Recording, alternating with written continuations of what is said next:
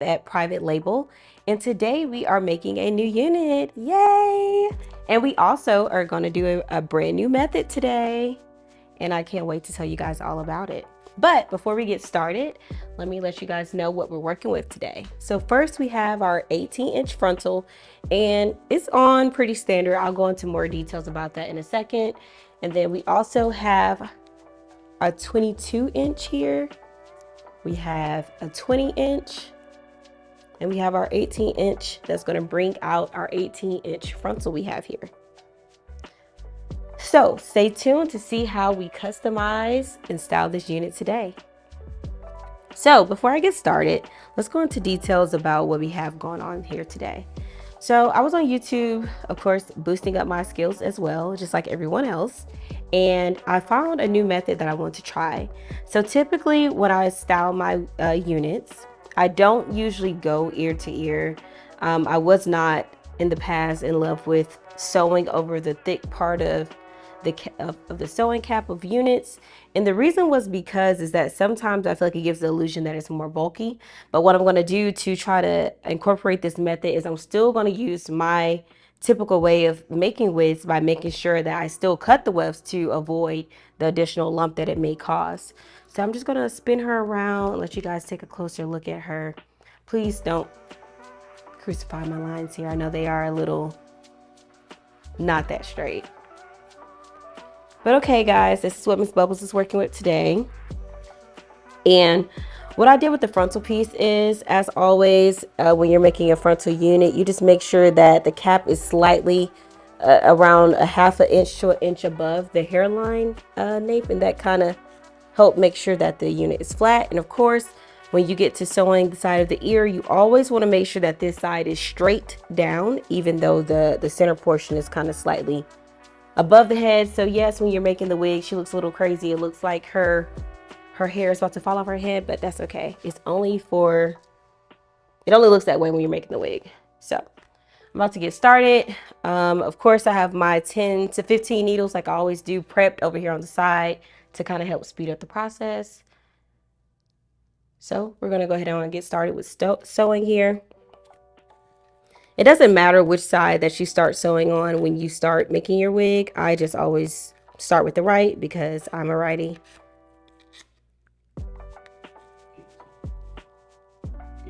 Oh, turn her.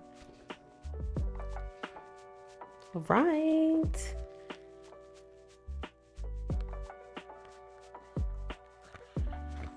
Oh, I forgot to say this. My social media is at the Wig Lab. That is where you can see some other custom looks that I have made. It's all on my social media.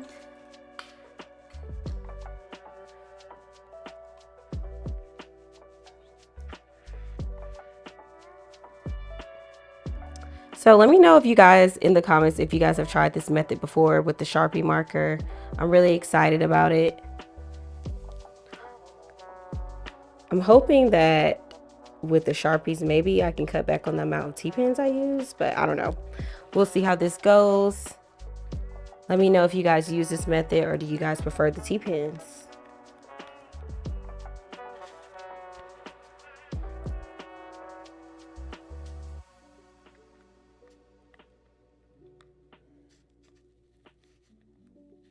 What was that? Oh.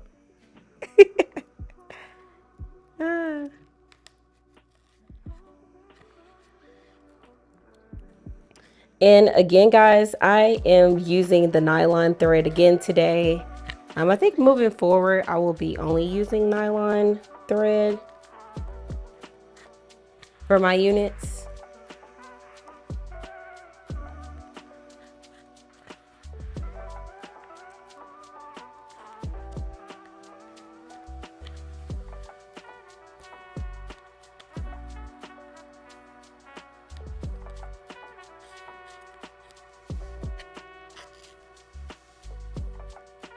Also today too, guys, I'm pretty sure you guys have noticed, but we are working with ombre here.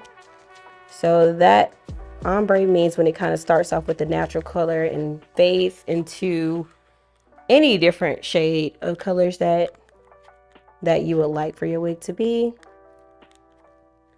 So even though at this time this hair is kind of a light, well, not a super light, but a light blonde color, you are able to, you know, place like a red on top or orange or blue. You do have the ability to just apply color when the hair is already bleached without adding any sort of bleach to it, since it's already at a light color. So you do have the ability to go in and change that color. This is just the natural color that the hair came. So we did not dye or bleach any hair today. This is what the bundles look like.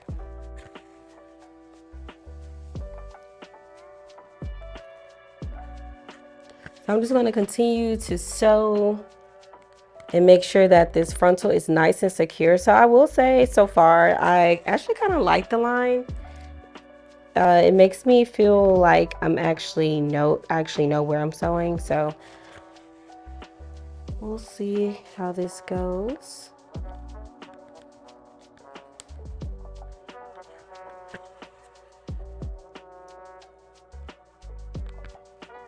You can also use this method with the lines too if you use a sewing machine.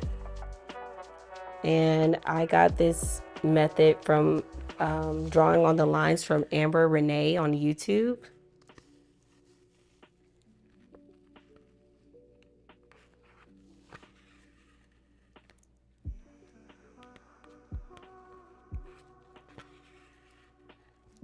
So now I'm just going to get into sewing and keep repeating the same pattern of just coming in and out. You always want to make sure that the thread is nice, as flat as possible, especially with the frontal and or closure. So I'm just going to continue to repeat the same method of just circling in and circling out of the width and just making sure it's nice, tight, and secure.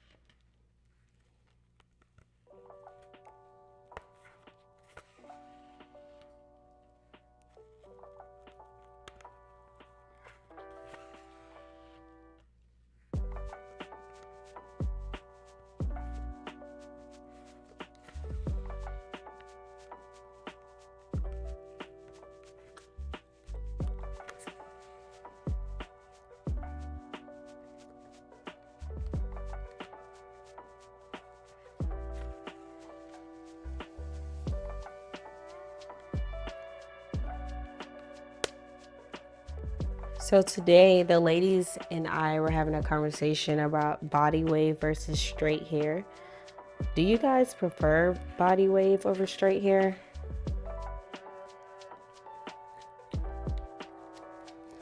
Also too, in the comments, let's talk about if we really believe that body wave truly holds curls better than straight hair.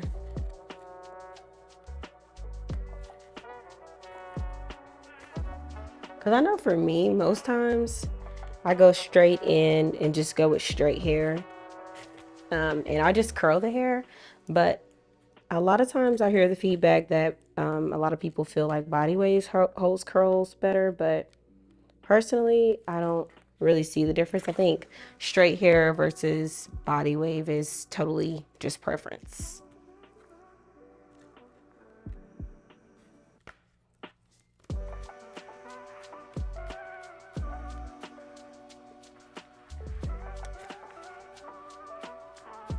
So we're having a few tangles here, but we are getting through it.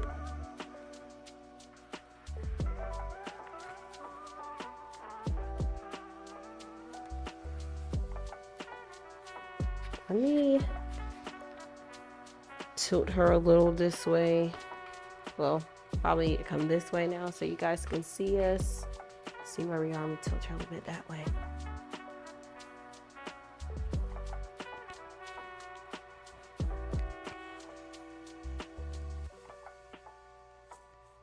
Move my hand down so you can see. So as you guys can see, I am still continuing to kind of just sew on and or close by the line that I created because they are a little crooked.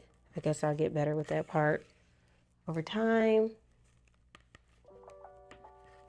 But I'm curious to see if the lines are going to help with speed.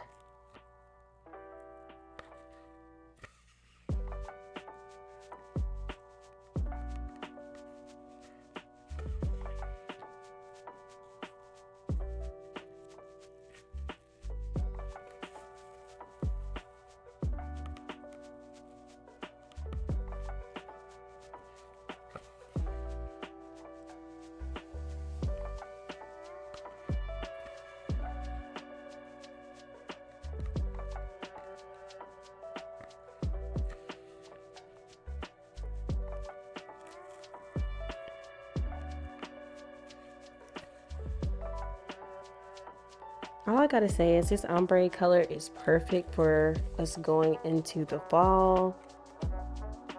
So you can never go wrong with a nice little ombre. It's time for our oranges and browns.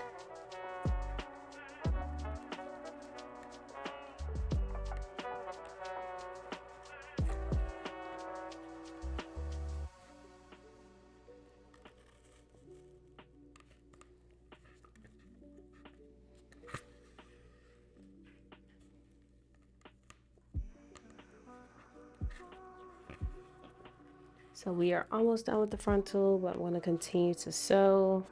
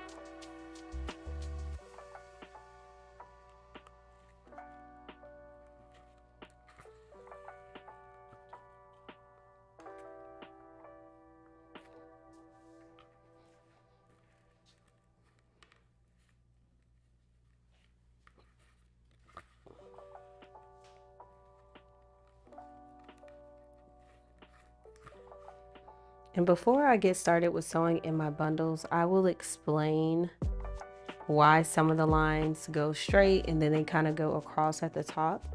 So I will explain that in just a moment, right after we wrap up sewing on the frontal.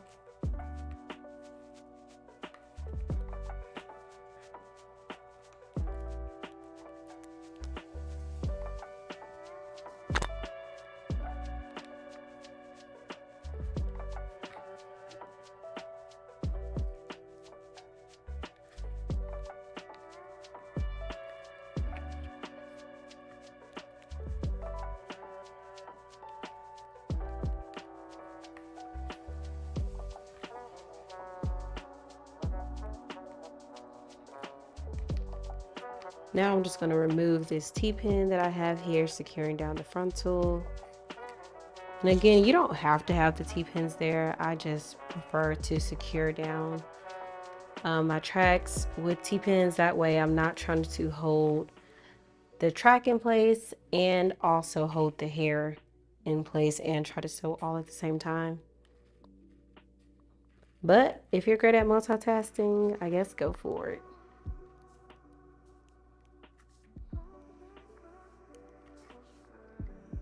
Here I go with these T-pins again. I'll just move that one up.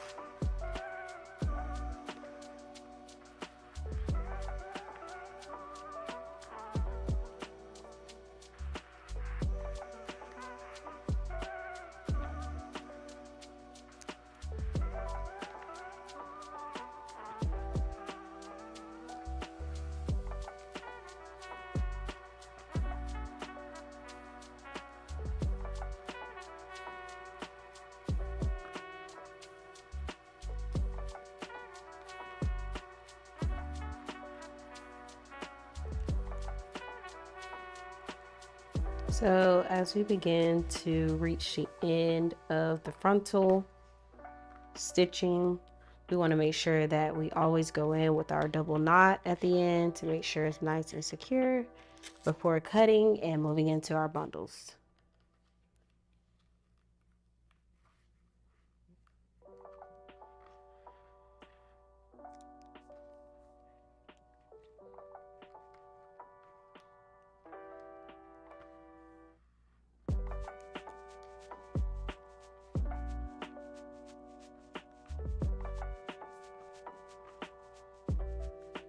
Okay, so now I'm just gonna get my scissors and I'm gonna cut long enough so that I'm able to tie a knot, begin my next stitch.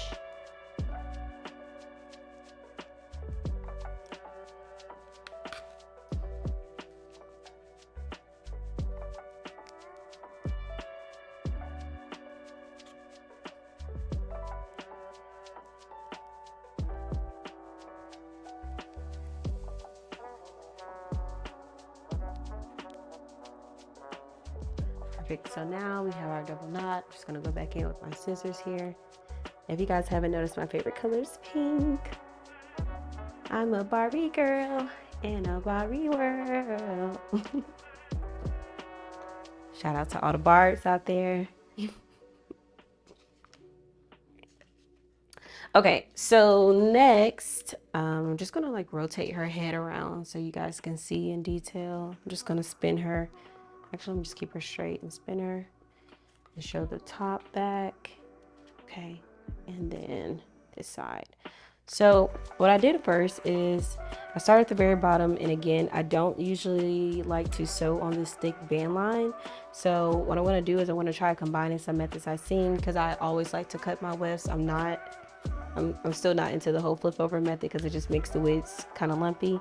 So what I'm going to do is I'm going to try sewing over the band, but I'm still going to cut the weft to avoid the wig slowly getting lumpy. So after we continue to go back and forth a little bit that way, this is all the bundles in the back.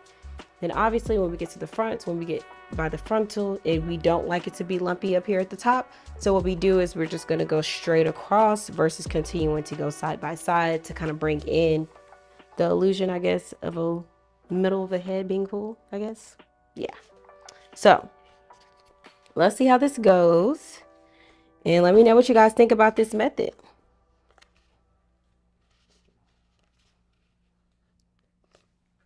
So I'm always going to start with my longest bundle. I want to go in with our 22" here, body wave. The hair is very soft and beautiful. It starts off in black and then kind of goes into this natural blonde. And again, you are able to apply colors over the ombre portion of the hair.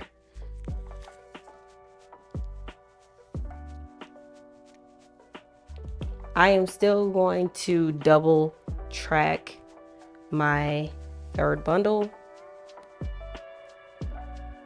So just gonna pull that apart. And then you just kind of take your time so the hair won't get all tangled up, and just unravel the weft here.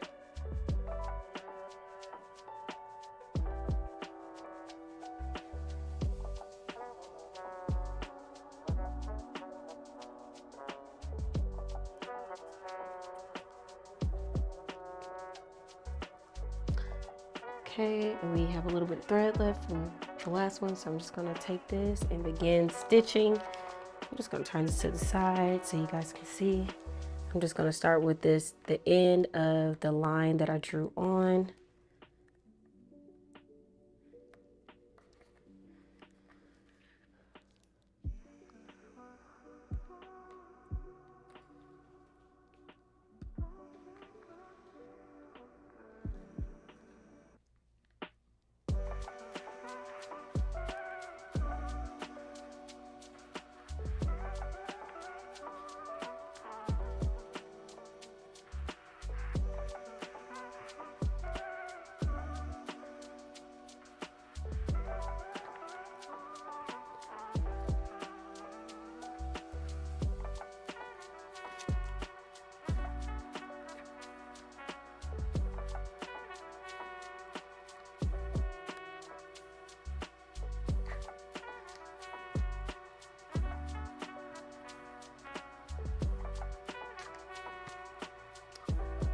have a question.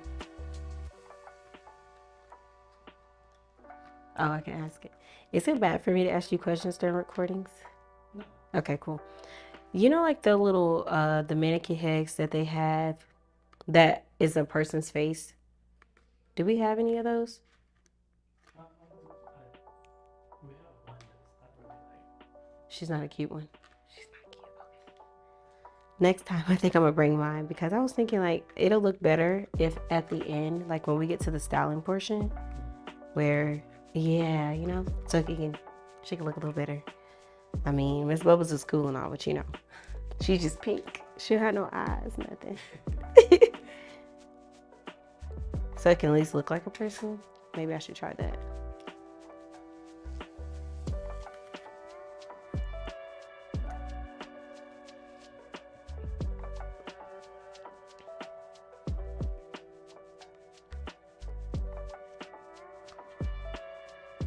Okay, so I'm just gonna continue to sew on the line.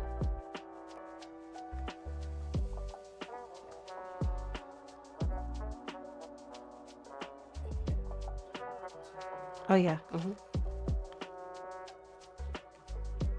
Is that better?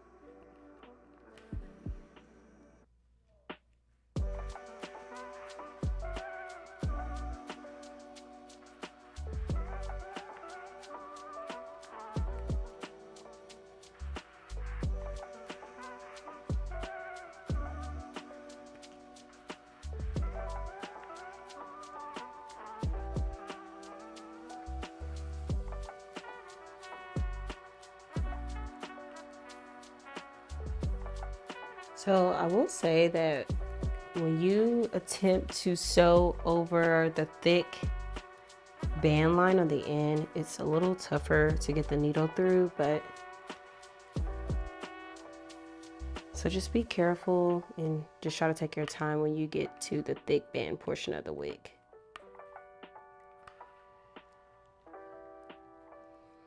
So I'm just going to stick my needle at the top so I don't misplace it and still cut that width so that it does not get lumpy. But again, you are able to continue to just take this and flip it over if that's your preference.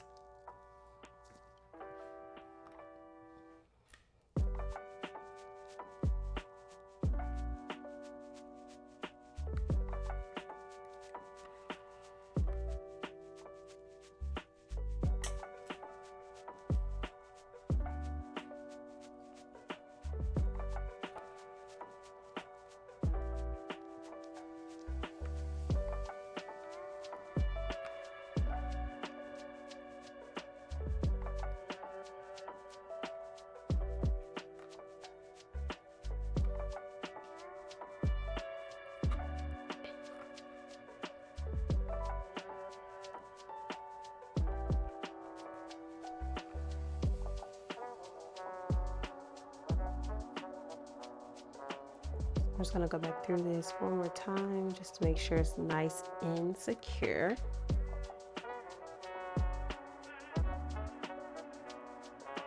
Okay. Now I'm just gonna get my scissors and cut this.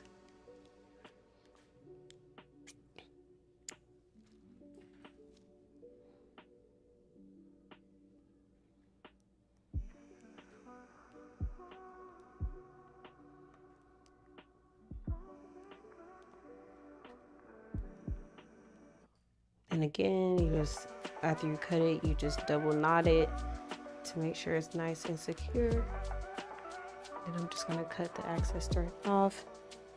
And then you just re-knot your pre-existing thread.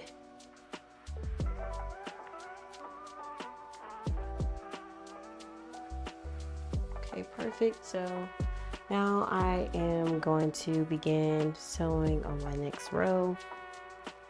Just gonna tilt her back just a little bit. She's actually doing a lot of moving. Okay, there we go. So for the first row, I didn't use the T-pin. I think I'm still gonna use at least one T-pin to kind of hold it midway for me, so that I'm not trying to hold the hair at the same time.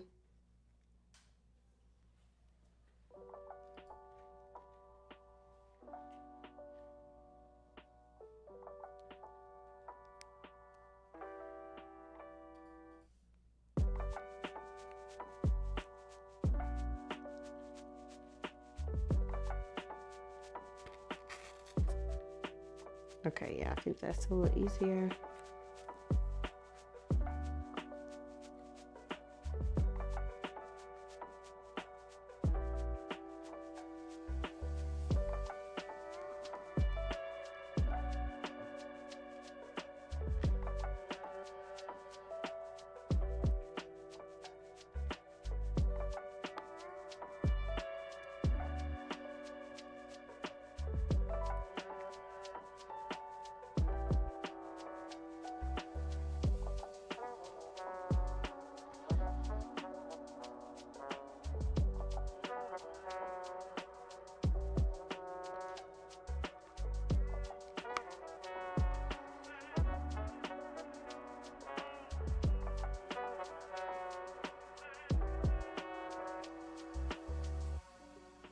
So I'm just going to continue to repeat the same process while sewing on the silver line or white line.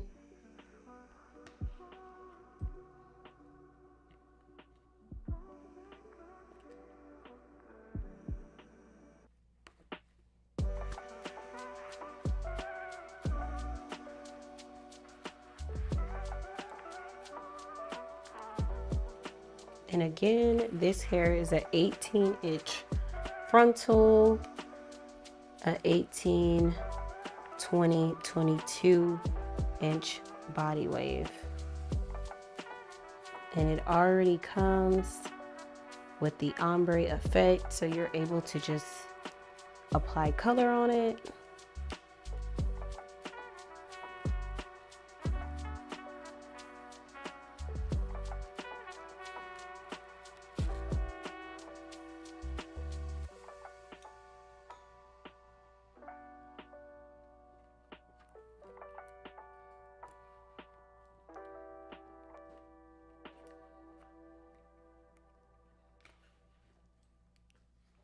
So I'm just gonna, let me tilt her a little bit this way so that we're able to see her.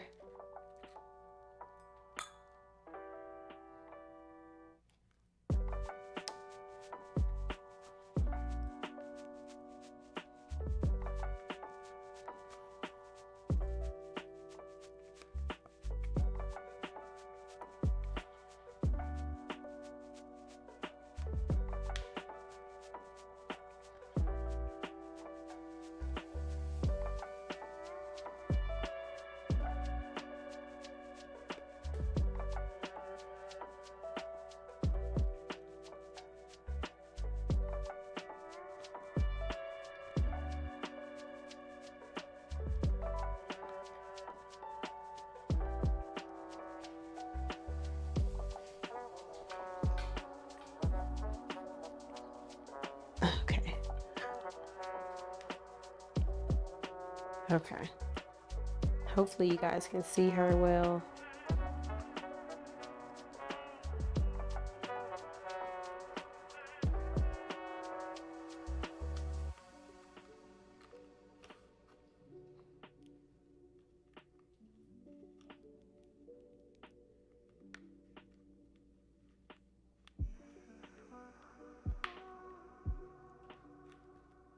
So as you guys can see, I was just trying to get the needle through the thick part of the cap, and I just had to kind of wiggle it a couple times. So just keep that in mind if you do decide to sew on the band.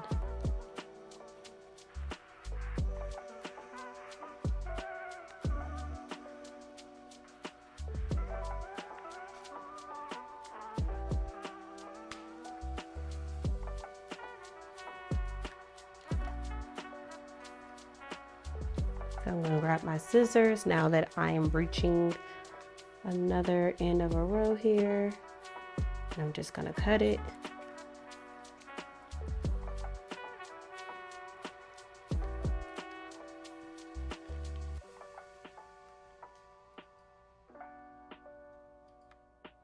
And I'm just going to continue to secure down the end of this row.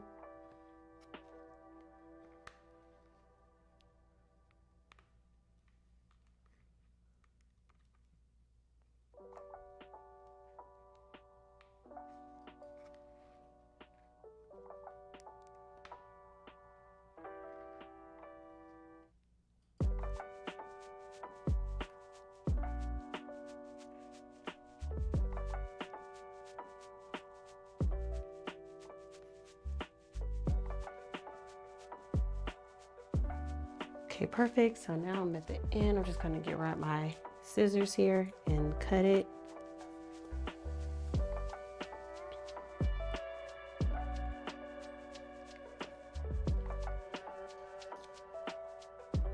And then just make sure I double knot this.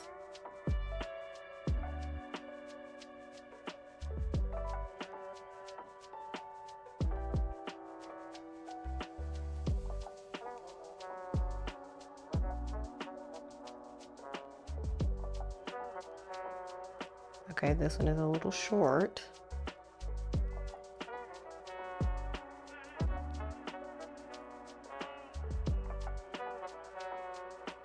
Okay, there we go. I'm gonna grab my scissors again and just cut the excess thread off.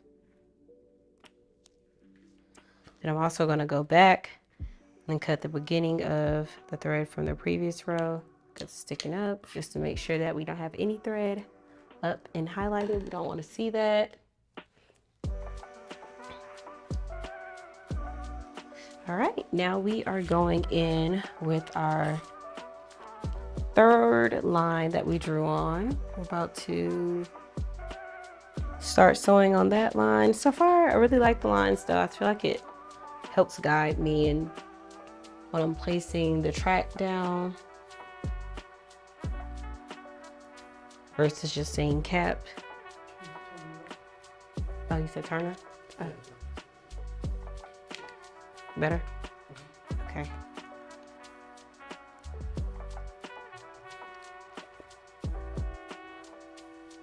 Okay.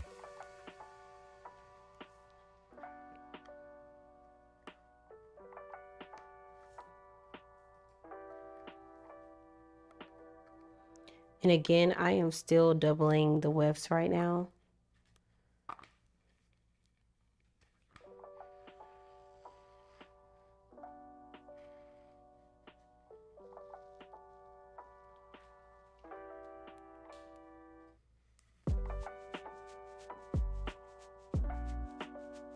Actually, I'm going to take this one out. And the reason is because I know the line can look a little misleading here, but I actually want to connect it to the frontal here. So since I moved the frontal up, I'm going to move the weft up as well. So give me just 1 second. Let me redo my knot.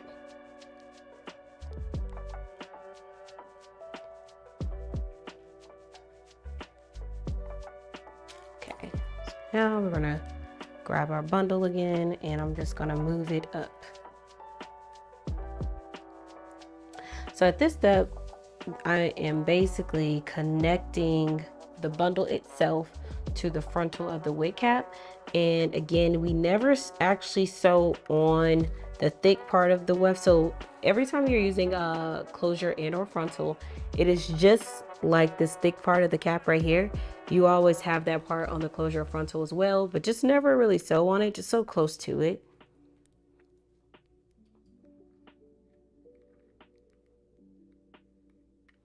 If you sew on it, it will make your wigs lumpy and have a big hump, so you don't want to do that.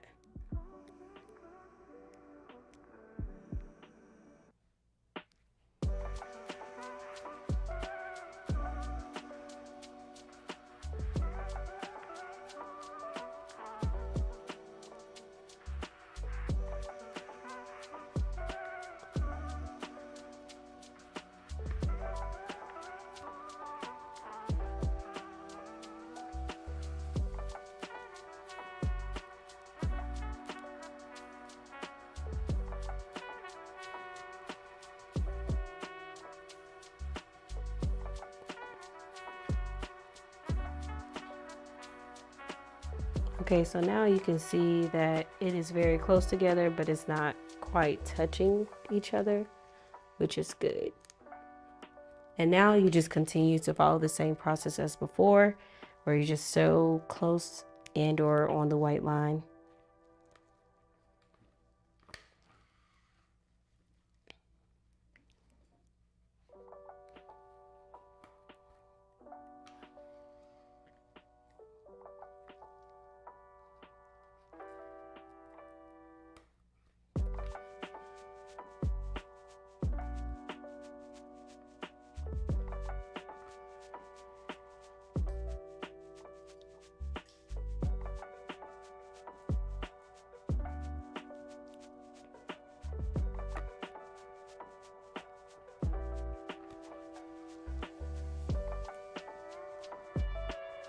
And once you get to the other side of the frontal, you do the exact same process of making it close but not touching.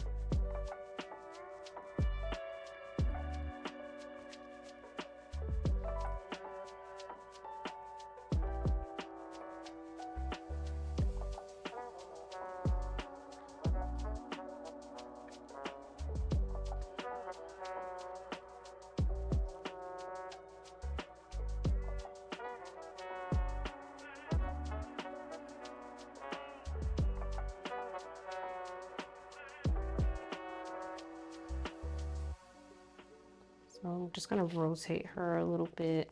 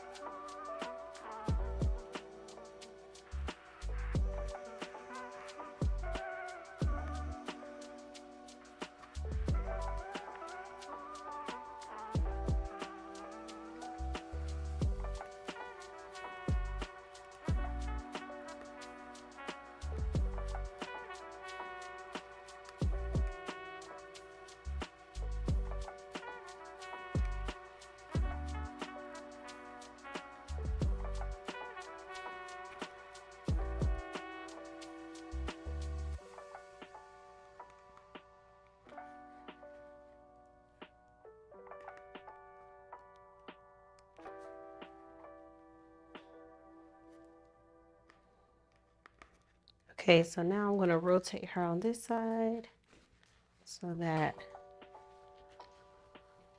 you guys can see.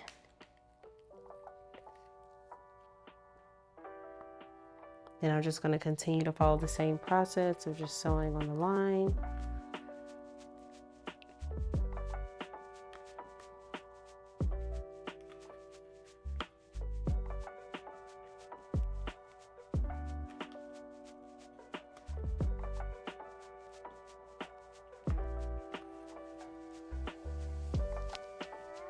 Sorry, my hair look a little crazy. Okay, we're looking crazy on camera.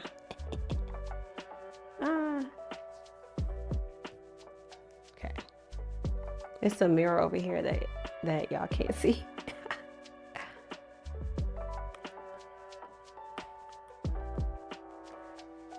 Okay, so I'm just gonna continue to sew in and out, in and out. And we are back to the thick part of the band. I'm just going to take my time here so I don't poke myself. And then we go in with our scissors again, cut it.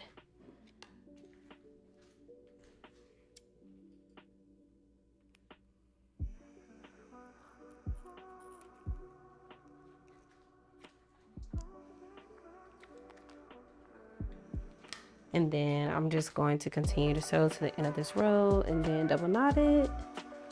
Then we'll be good to move on.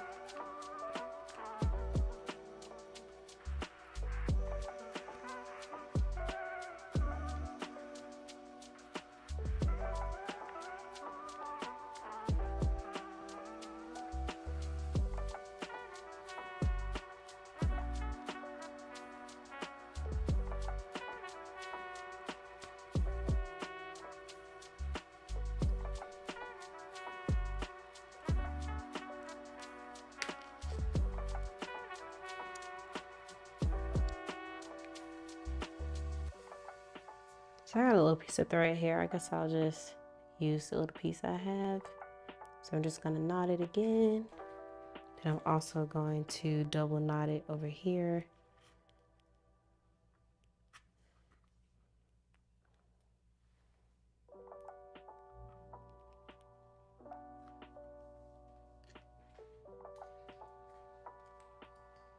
Just gonna cut this off.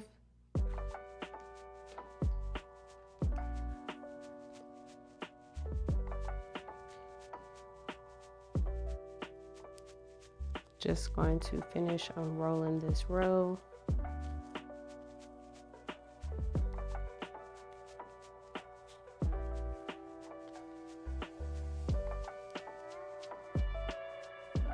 Okay, perfect. So I'm going to go with my thread again. I'm going to repeat the same process by making sure it's connected on this side.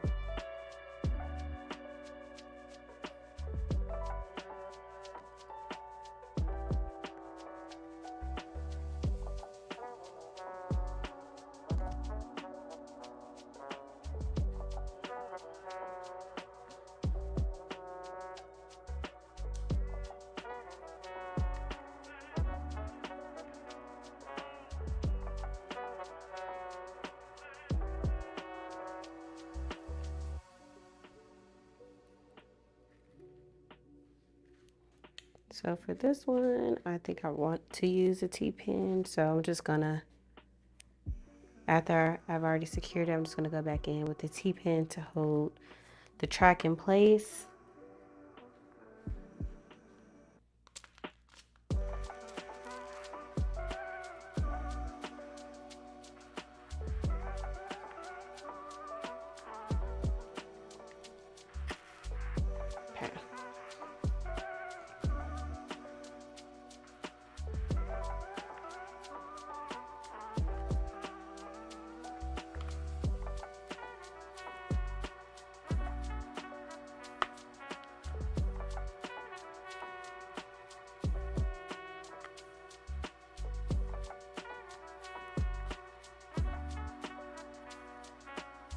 Okay. So I'm just gonna cut this piece. It's actually a little short. I don't like the way it's too short because the needle is somewhat long. So I'm just gonna cut it. And then we can just tie our knot here.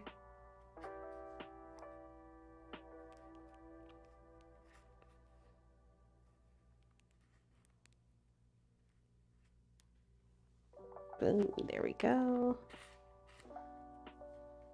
I'm just gonna pick this up a little bit.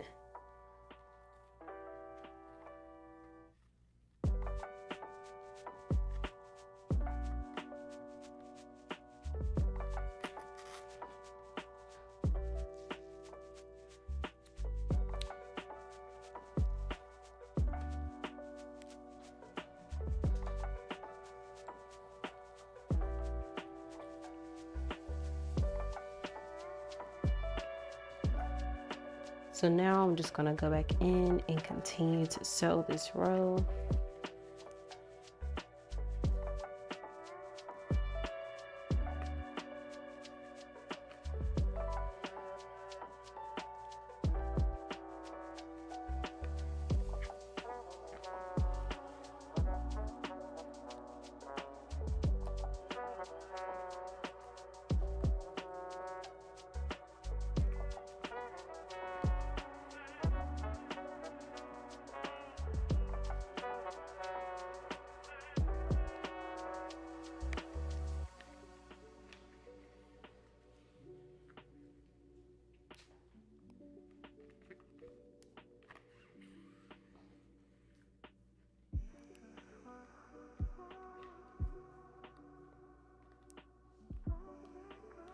So now I'm getting close to sewing to my T-pin, so I'm just going to move it over some so that it's not in the way when I'm trying to sew.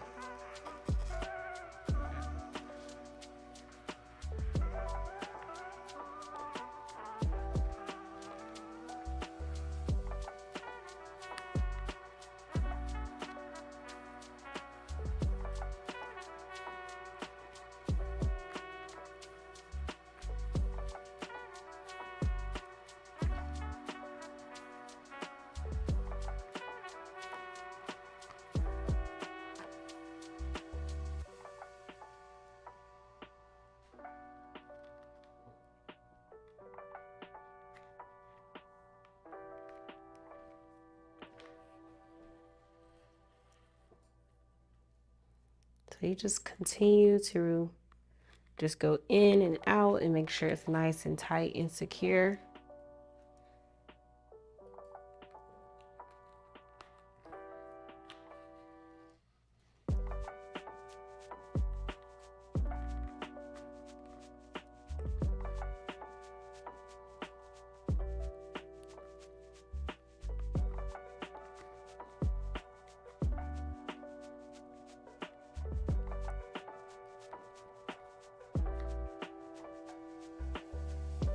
Okay, so now I'm just gonna turn Miss Bubbles this way so we can see her.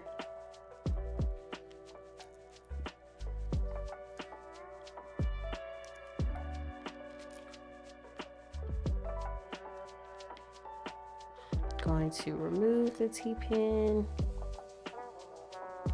and just continue to place it where it feels most comfortable for you. So I'm just gonna take this all the way, making sure both of the tracks are together, and just go all the way to the frontal.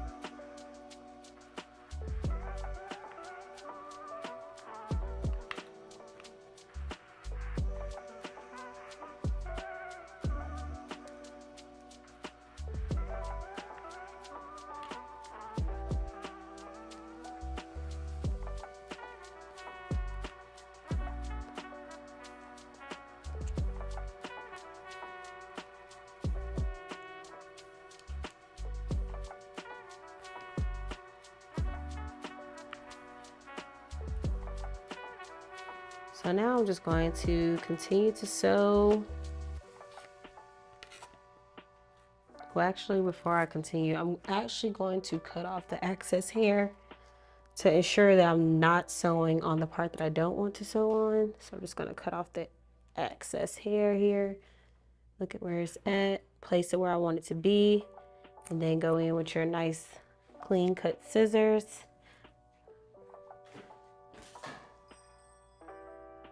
Wow. So I tried not to be clumsy, and all of my needles are on the floor. I tried to be prepared though. I tried. Okay. I'm a very clumsy person, like really, really bad. And I was like, you know what? I'm not gonna be clumsy today.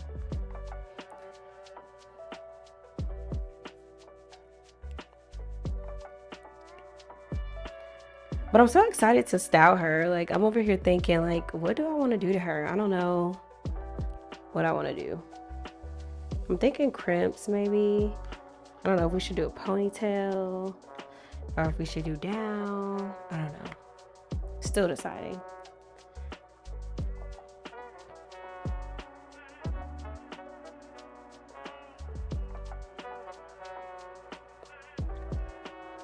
Let us know in the comments what kind of styles you guys would like to see done.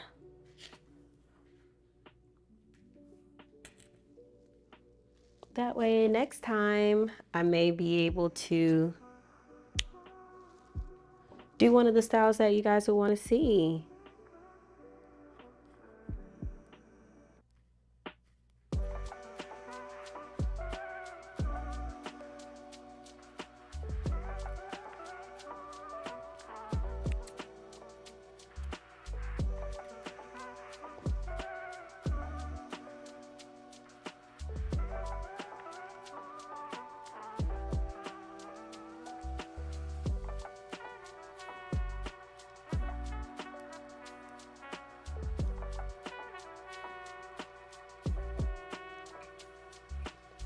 Okay, so now we are starting on our 20-inch bundle necks. Get into her, guys. Get into her. You can never go wrong with a nice 22/20/18 inch.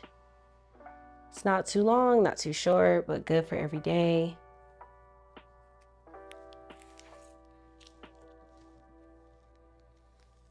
Let us know what colors you guys are trying out this fall as we go into a new season.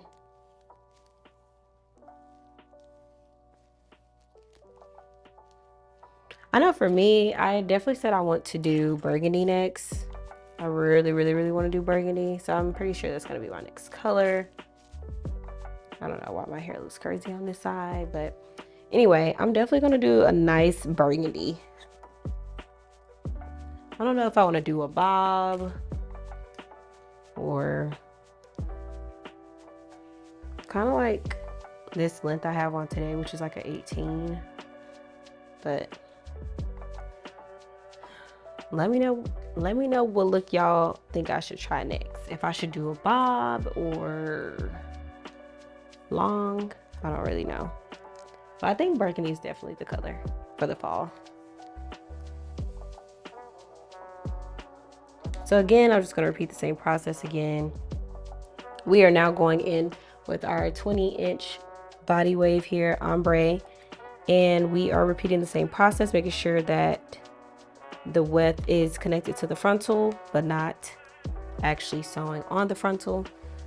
So we're just going to begin continuing the same process.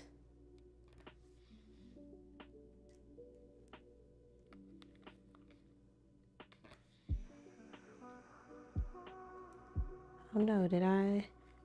Oh no, didn't.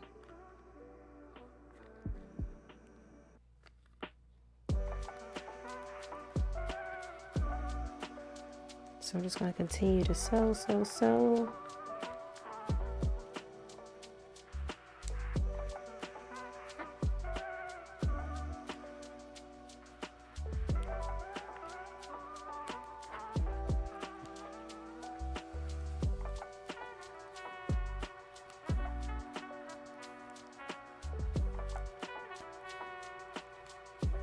Yeah, I definitely feel like the lines make me faster. I do. Cause it's like without me having to usually I place my tracks on with the T-pin, then try to figure out where I'm gonna place it. But now it's like the line is already there for me. So it's a better guide. So if you have not tried the Sharpie method, try it out and let me know what you think about it.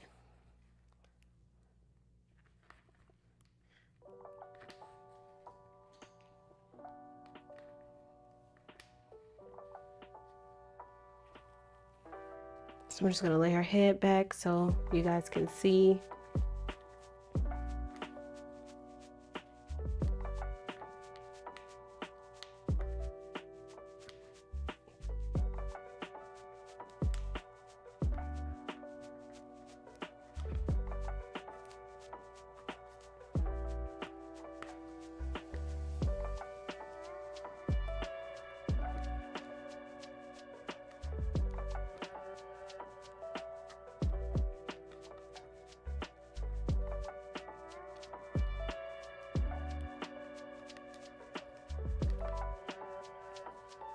So my thread is coming to an end. I'm just gonna cut this one.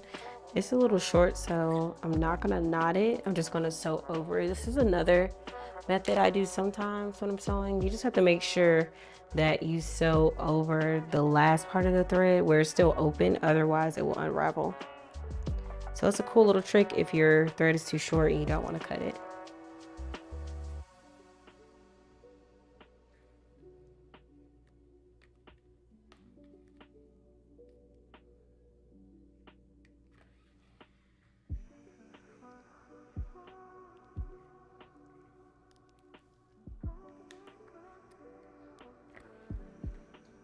Perfect. So now we have it secure again, and let me just turn her over.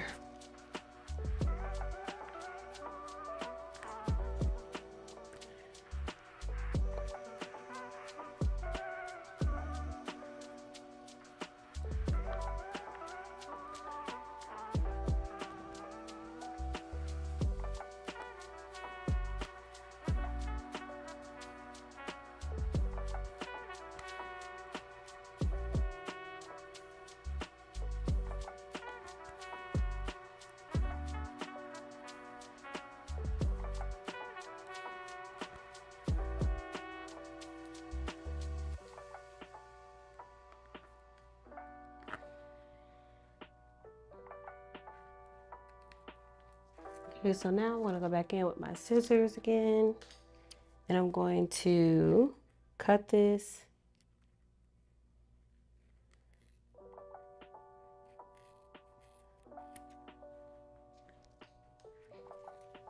Gonna move the excess hair out of the way and continue securing down this row.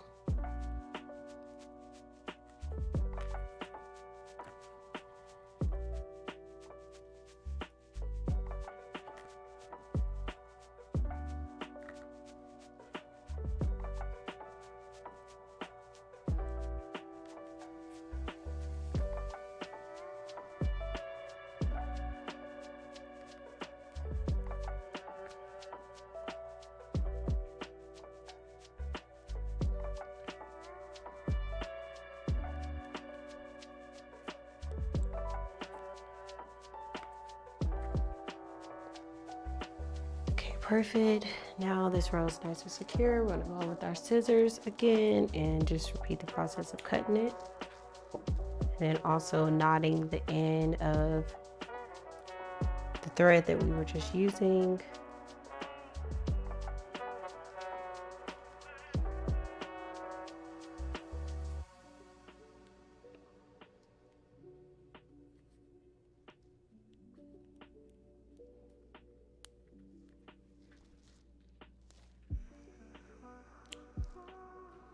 Okay, so now I'm just gonna turn her back this way and we're gonna go back in on the right side and continue to sew on our little rows that we made.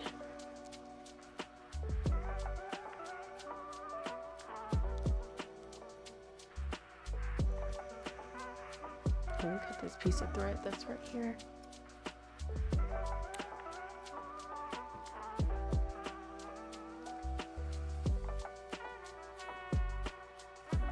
So again, we want to make sure as we continue to go to the top that all of our wefts are very close to the frontal but not sewn on the frontal. So we're just going to continue to repeat that process.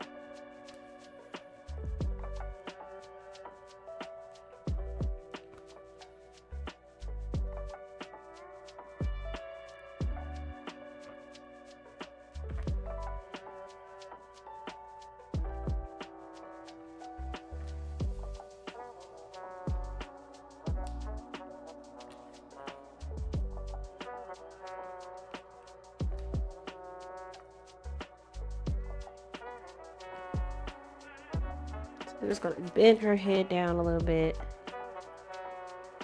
so that we're able to see the center of her head.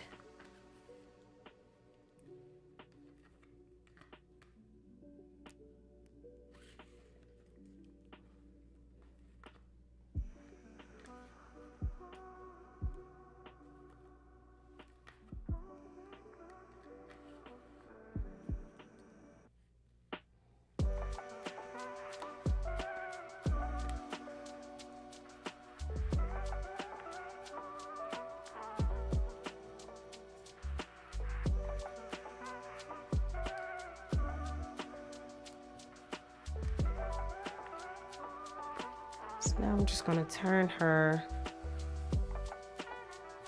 over a little bit.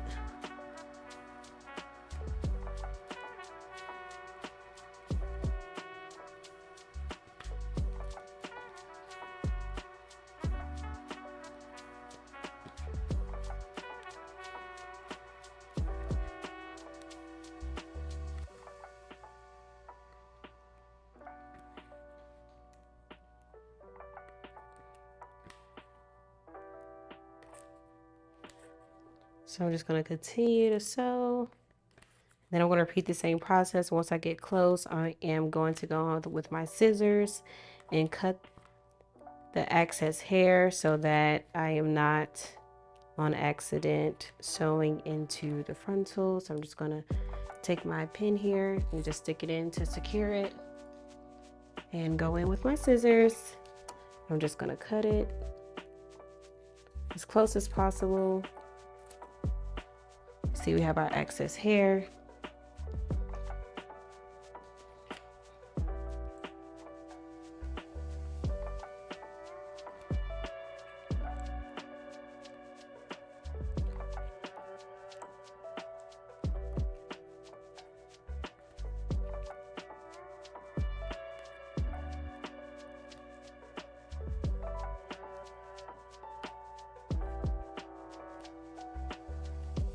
Okay, perfect. Now it is nice and secure. So we're just gonna get my scissors, cut it. And then after this, we're only gonna do one more row with the double bundle, and then we will go into singling the rest of the unit.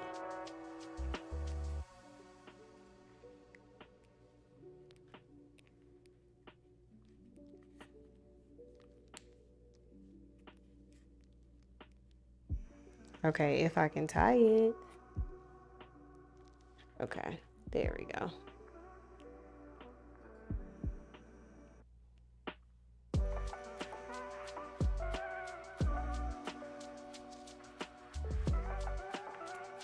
Perfect.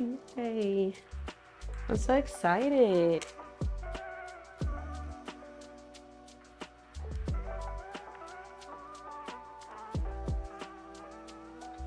I really like the way this unit is coming together.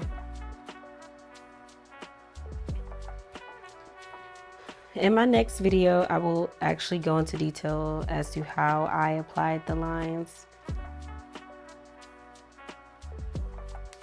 I will explain that to you guys because I'm sure you're wondering, how do I know where to place them? How many spaces apart?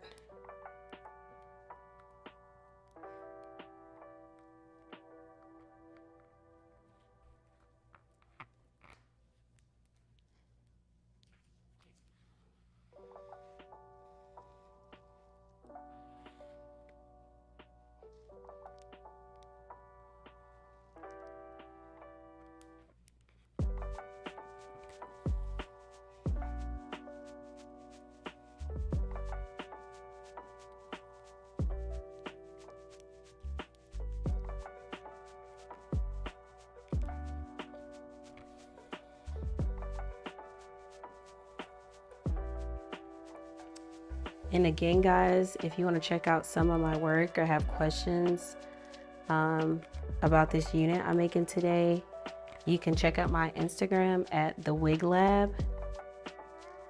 And you can send me any questions. And also too, if you put a message on this live, make sure you leave a comment so that we're able to respond to you.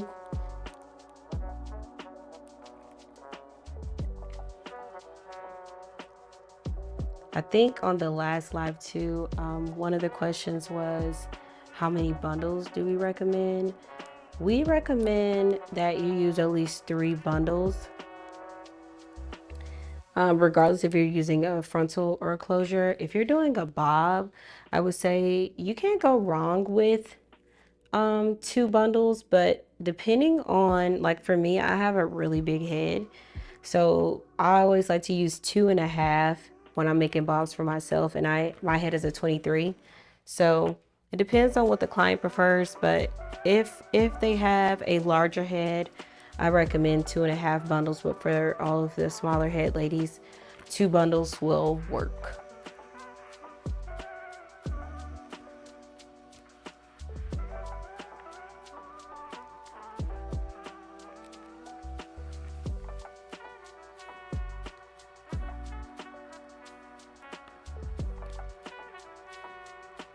Now, if you are doing longer hair, I would say, depending on the hair vendor, because it kind of varies, but I feel like anything that's over like a 26, you may need 4 bundles, because a lot of times with a lot of vendors, bundles get smaller with length.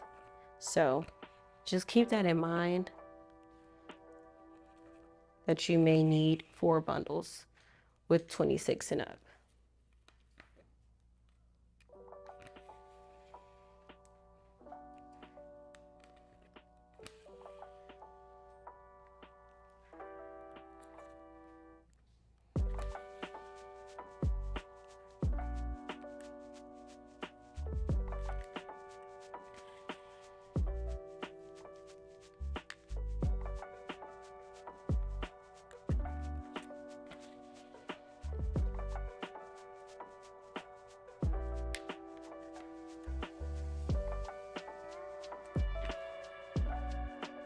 So we're just going to continue to sew.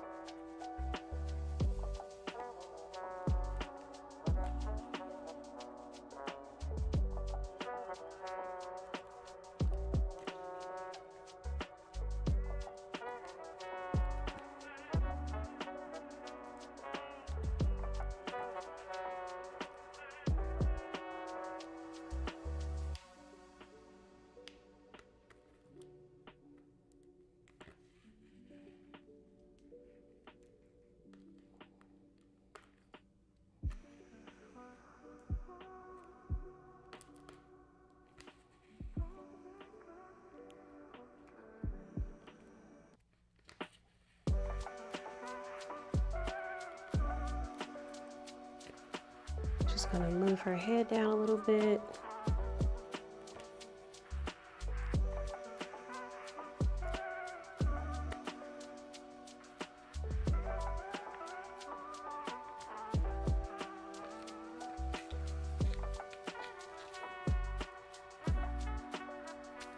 And again, I'm just gonna put the pin in and then go in with my scissors so I can cut it. I'm also gonna slide her back a little bit because she likes to walk. Even though she's a mannequin, I guess she's ready to go. She said it's Friday. She's ready to go outside and see what's going on. She is ready.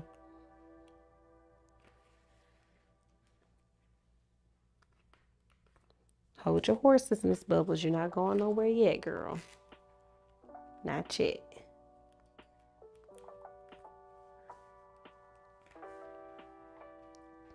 I remember I did a look like this before. It just came back to me. I'll never forget.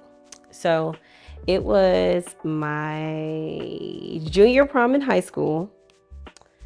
And I thought I was doing something. Like at this point in my life, I knew that like I was into hair.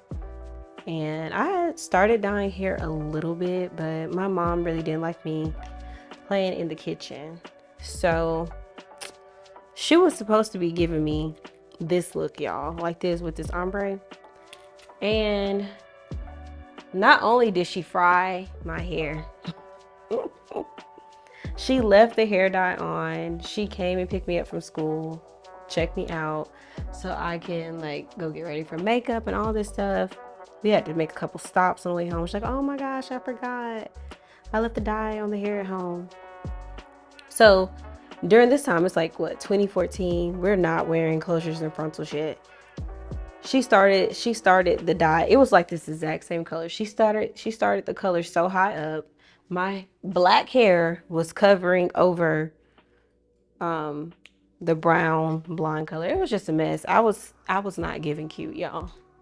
But I didn't tell her that. Hopefully she doesn't see this part of the video. Never told her I didn't like it. Oops. But it was bad. It was so bad. And I had a red dress on. It was just not, it was not cute. My hair was crispy. And you could obviously tell where my hair was stopping. So that's one thing I will say. If you are going to do this look, and you are not going to use a closure or frontal, just make sure that wherever you kind of start your ombre, that the black portion is long enough to cover your hair. Otherwise, it doesn't create a great look. It doesn't look natural anymore. It just looks like, oh, that's your hair at the top, that's your bundles. So you don't want to go outside looking like that. So just make sure if you are trying to do this look without using a closure or frontal, that you take your time, maybe even before you start dyeing it, take a piece of your hair at the top, put it in, be like, oh, okay, so you can have a good judgment call as to where to start the bleach. And also too, just don't start too far at the top or make a straight line. Like for example, like this one, you can clearly tell that it's all kind of starting at a different section of the bundle, and that just makes it look more natural. So just keep that in mind.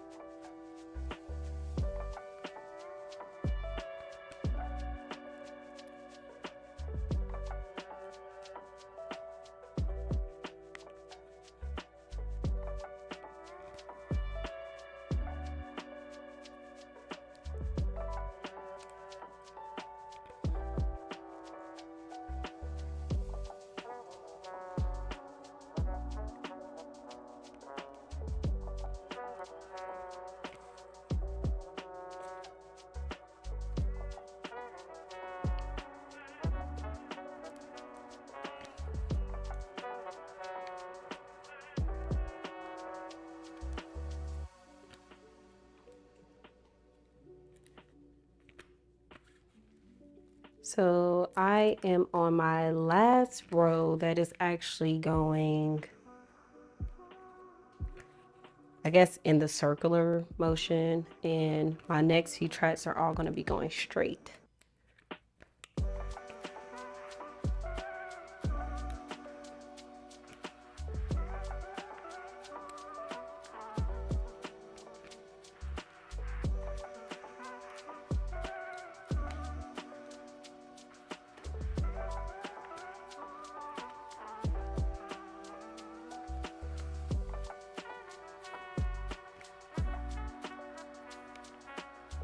So we're just gonna, okay, sorry, we have to kind of get the mannequin head to move with us.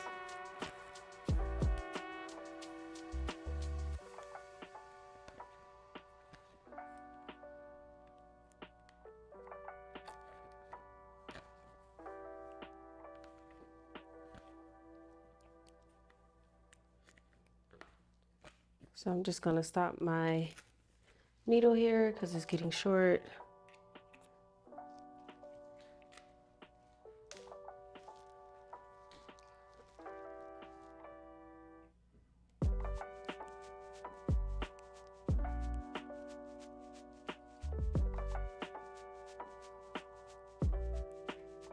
And then, as always, after you get the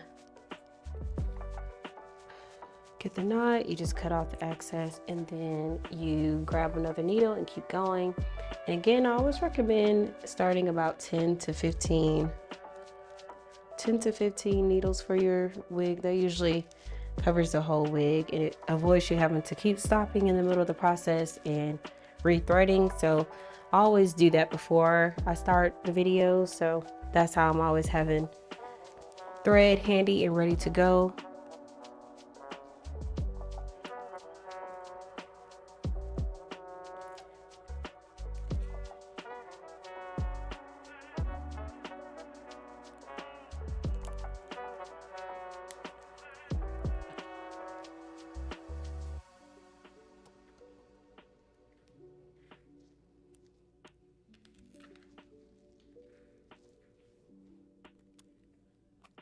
So again, we want to make sure that we're sewing close to the frontal, but not actually on the frontal. So I'm just going to cut that. And now I'm going to continue to sew.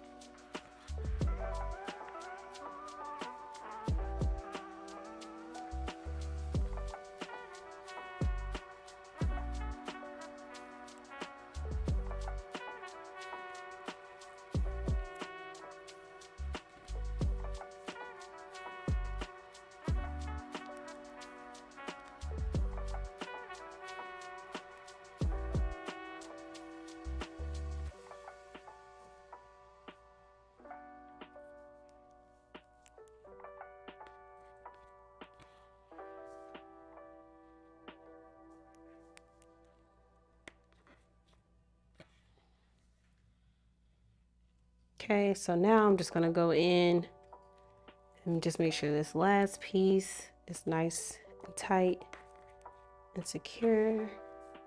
And then after this, I'm probably gonna prop her down just a little bit just so I can see the top portion a little better.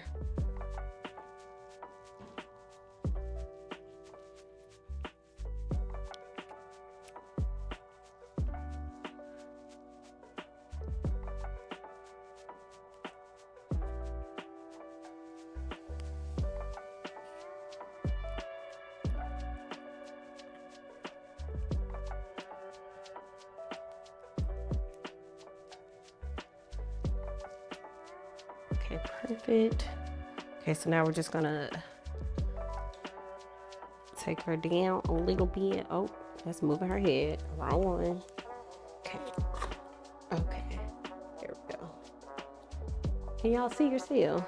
She a little short. Okay, yeah, y'all can see her. I'm just gonna take the T-pins, put those all in her. Fatly.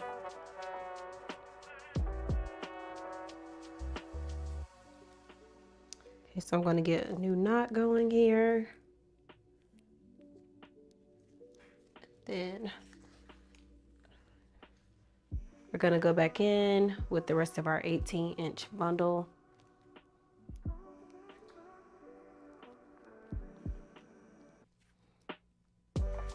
Okay, so now we are at the part of the unit where we're just gonna go straight across, straight across, straight across. And the reason why we go straight across during this process is because we want to make sure that the frontal is aligned with the front part of the wig. So that's very important. You don't want to keep going this way and the wig goes that way like a normal hairline. So just keep that in mind and just make sure that as you get towards the top, all of your wefts or tracks go straight. So that's what we're doing here, and that's why the lines are slightly not aligned anymore.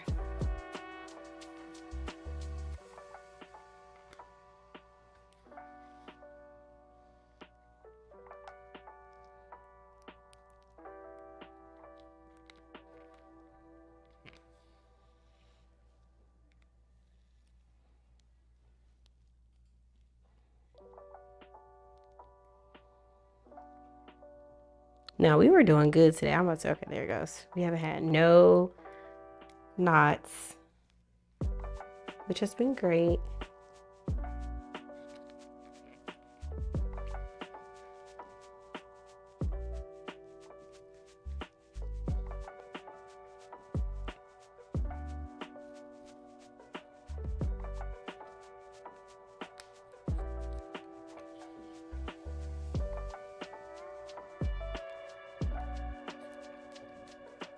Okay, so I'm just gonna continue to sew straight across.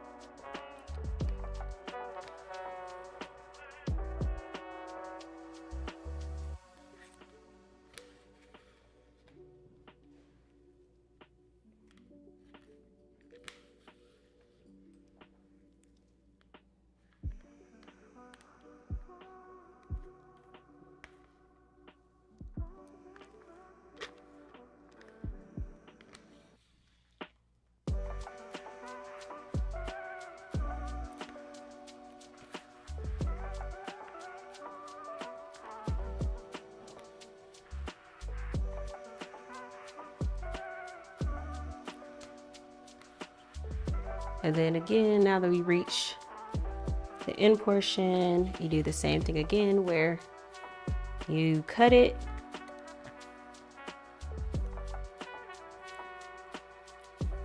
Also too, even if you do the flip over method and or double wefts, you always single weft units, especially with frontals, when you get to the top so that it doesn't look lumpy.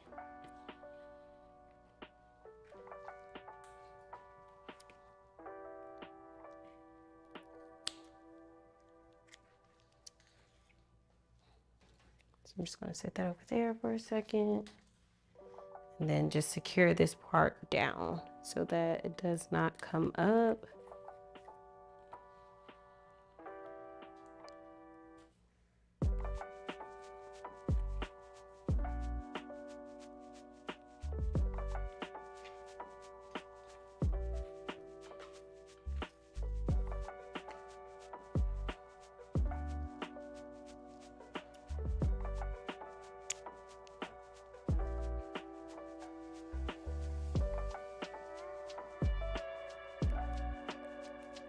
So I'm just gonna knot it again and just continue to repeat the same process now. Just go straight across.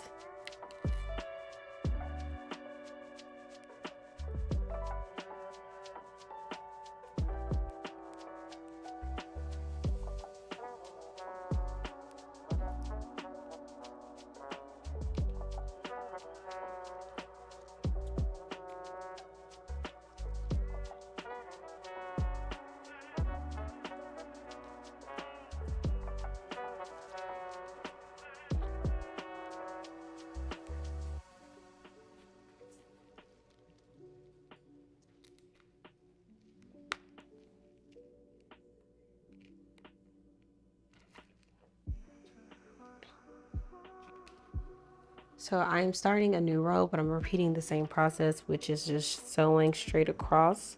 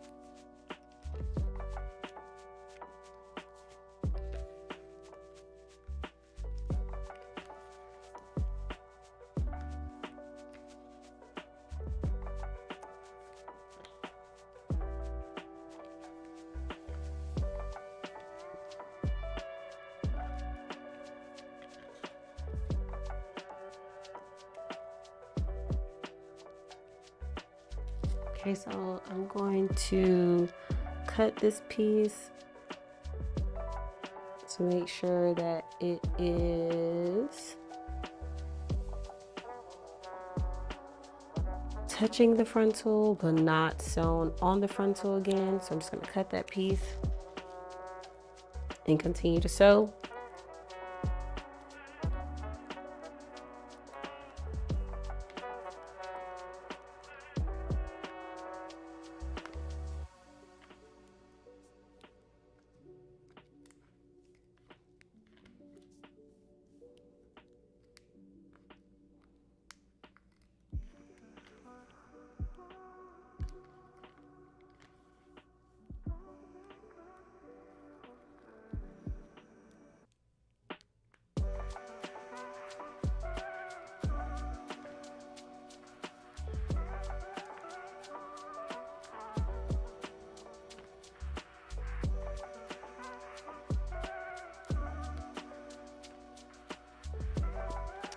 There we go. She is looking good.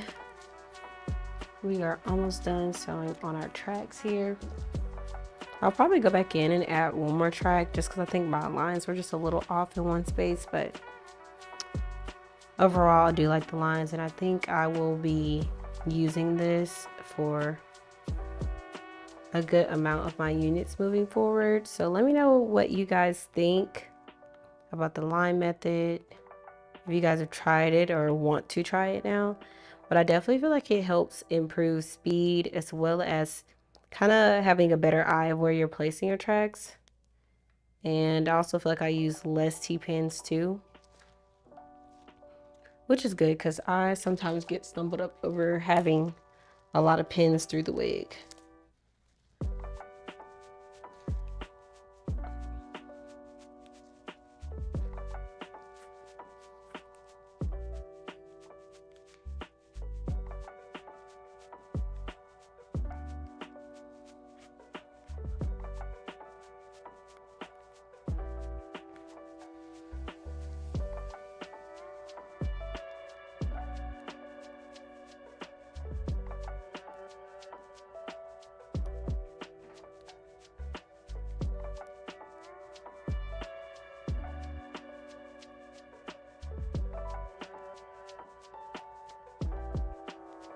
Is it hot in here or is it just me?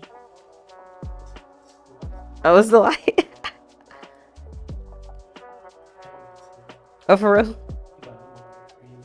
For real? Not as cold over there. That feel a little crispy over here.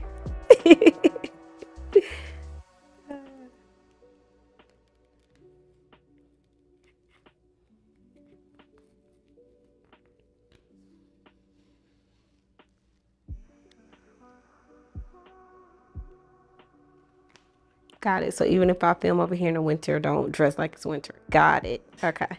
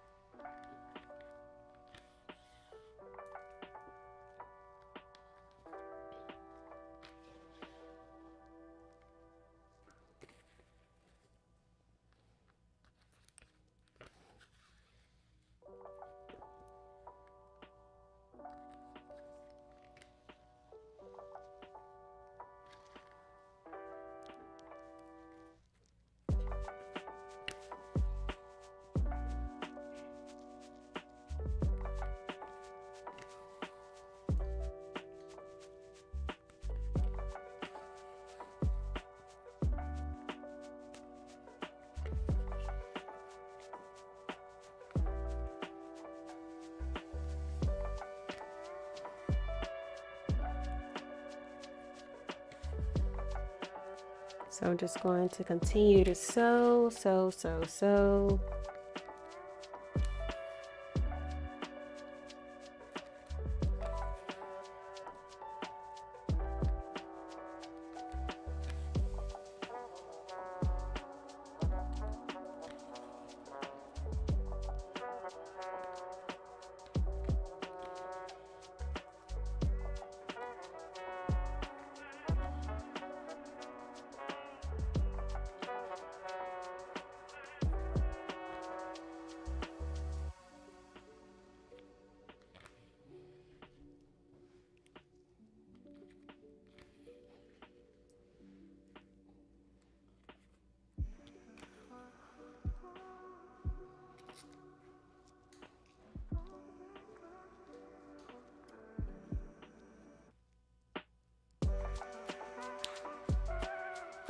I'm gonna cut it.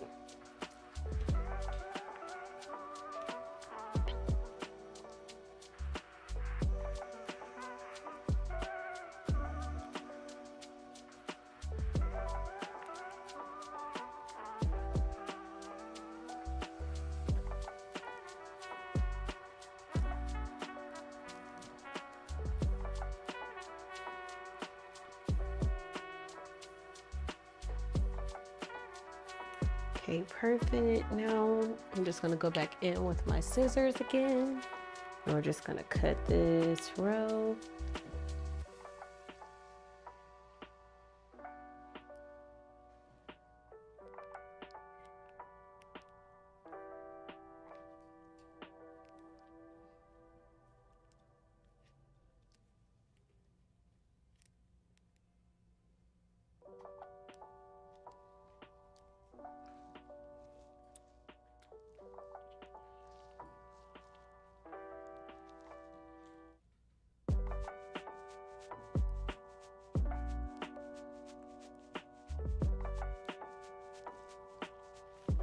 Okay, perfect. Now that we have that row all nice and secure, we're gonna go back in with our last bundle that we have left here and continue to repeat the same process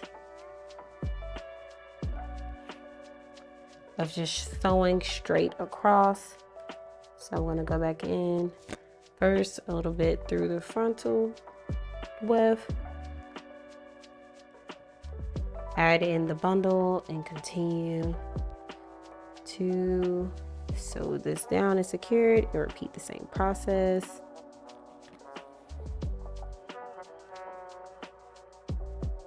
So once you get in the hang of it, it's not that hard.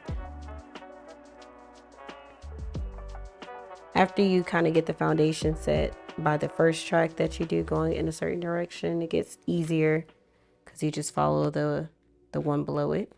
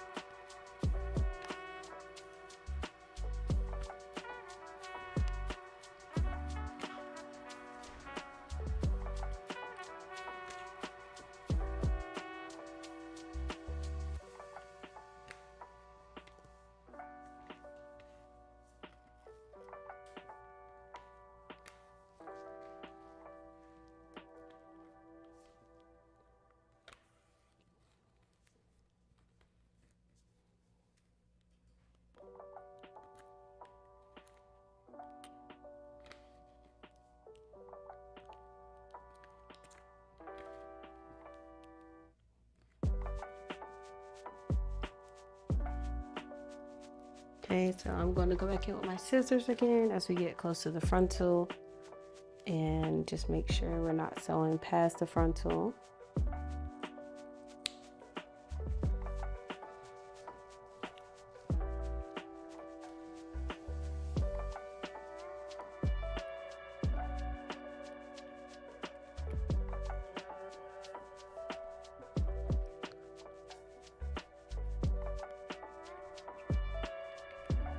Once complete, you just continue to sew it down and get it nice and secure and flat since we are now close to the front.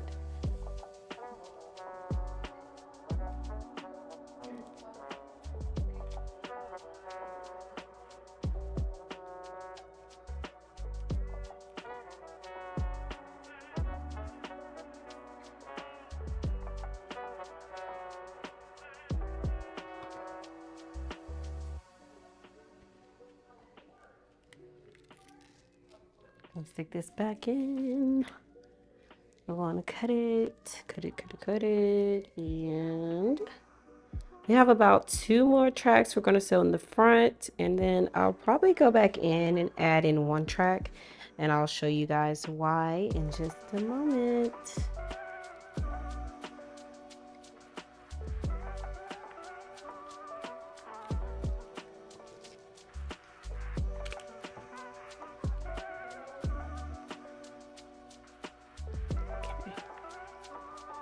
Ooh, Knot is all tangled now. I guess that was probably from the drop. Okay, I think this one works.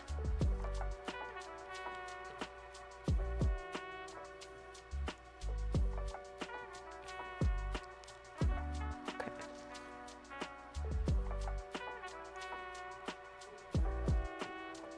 So now I'm just gonna turn her head up just a little bit so that I'm able to see.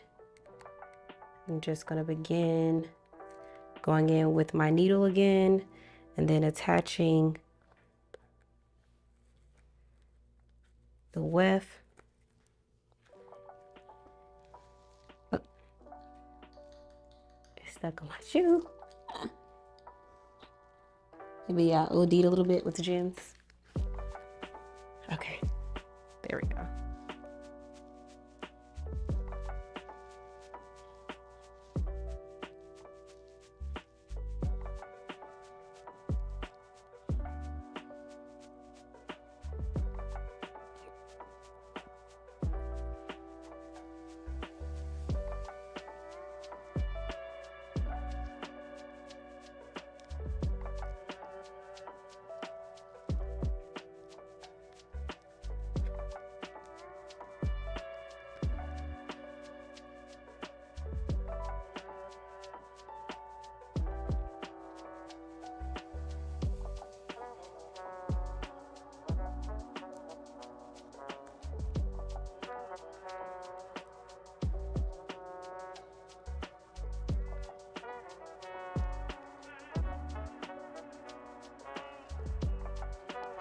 Sorry, my thread is just slightly off, but I think I just fixed it.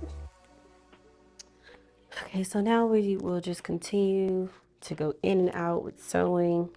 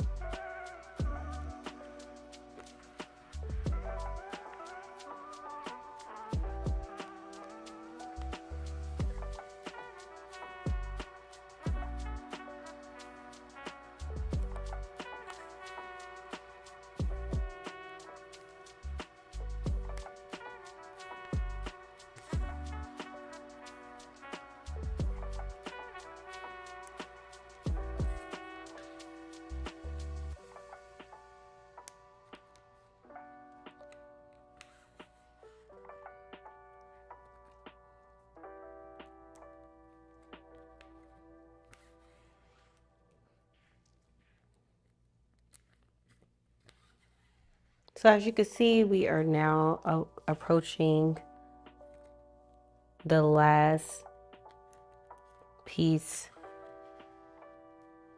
of weft to be sewn. So you just always want to make sure that it has a nice space and that the tracks are not overlapping so that the wig does not become lumpy.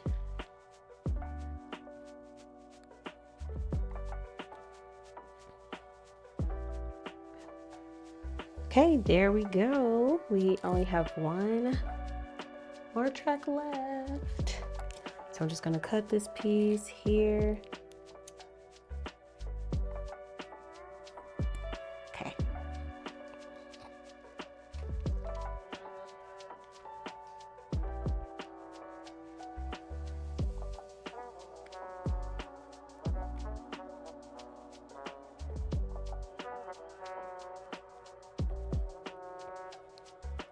Yes.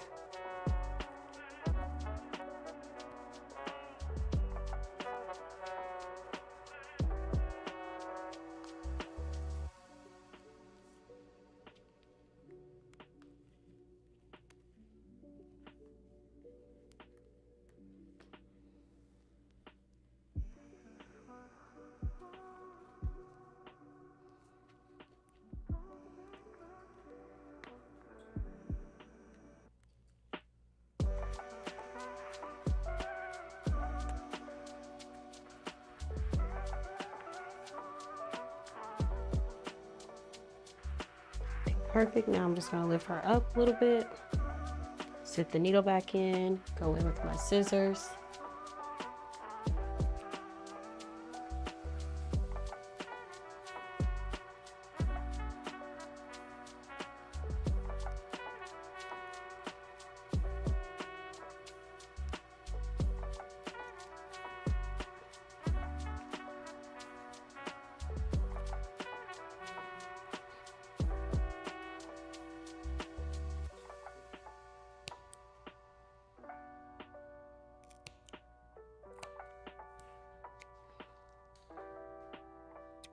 Just gonna go in and cut the miscellaneous hair thread pieces.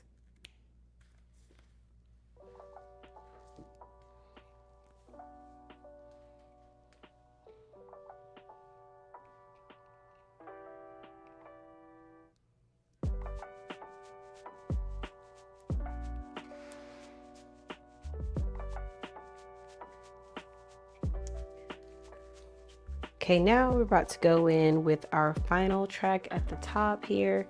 And for our final track, we just repeat the same process. We're just gonna make sure to close in this gap completely. We will place the track on and just make sure it closes in the gap. But of course, as you can see, we still have our little space here for the track to lay so that it's nice and flat.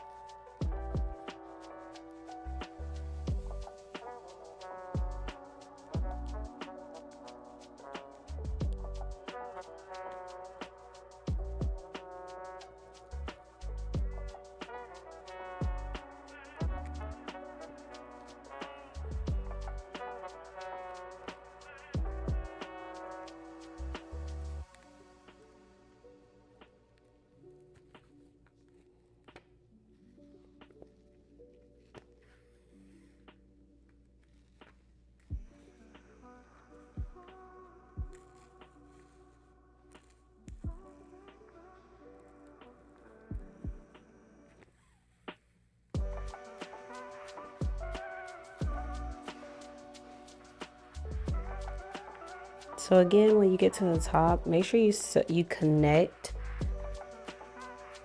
the weft into the frontal, but not overlapping it.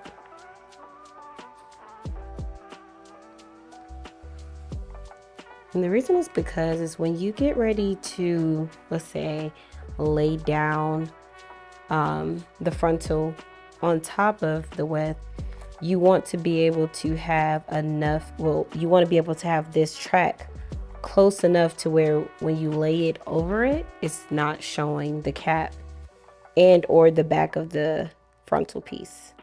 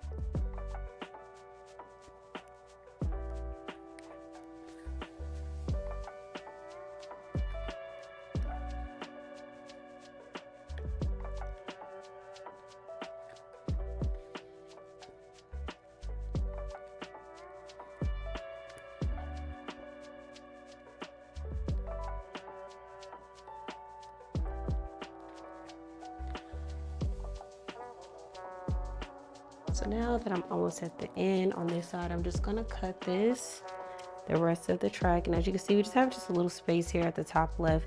So I'm just gonna bring it in a little close to make sure that the whole top piece is gonna be covered. And then I'm gonna cut the access track.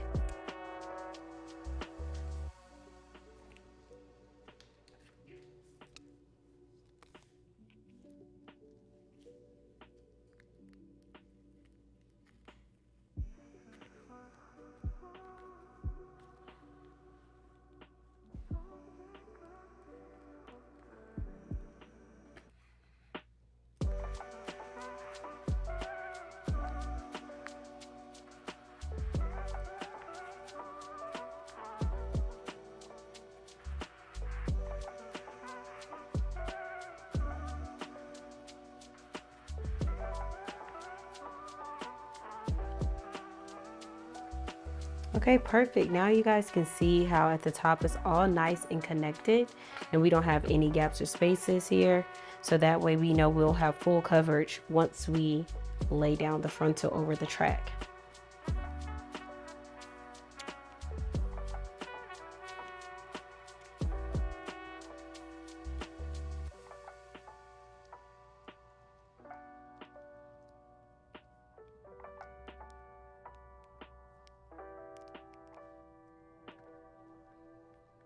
And then again, I'm just gonna make sure I double knot it so that it doesn't come loose. And go in with my scissors, cut it, and I think I did say it was one space. I thought I wanted to apply a track, so let's go back and see. See, yeah, I still feel like I can put one track right here, but the rest of the unit I was pretty impressed with. I think it's okay, but let's see. Let me go in and add in a track here. 1 second and pin it up. So like I said in my last video, I always like to at the end, once I'm done sewing, just go in and see if there's any place where I can add in more hair. Hold on, I think this is like all tangled up now. Try to get a different one. Yep, okay, this one is good. So yeah, always try to go back through the wig and see where you can add more hair, just so that it looks full, or if the wind blows, it's not cap showing. That's never cute. So go back in, double check the wig, make sure it's nice and full.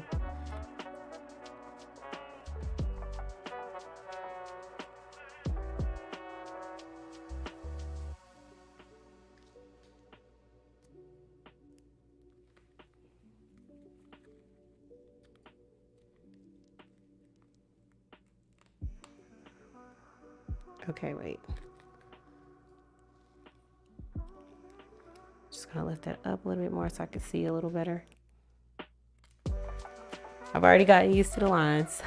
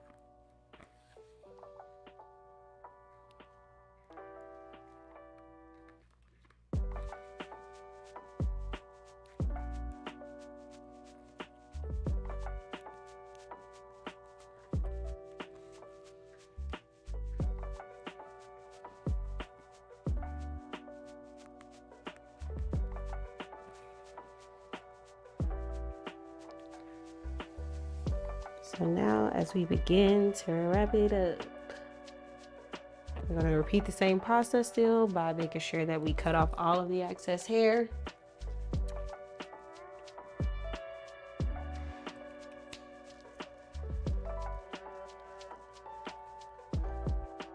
And secure the rest of the track down.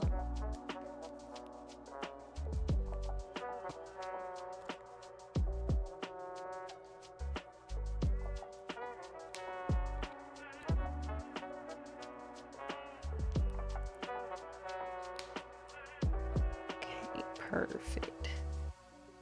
Just gonna go in with one more knot here.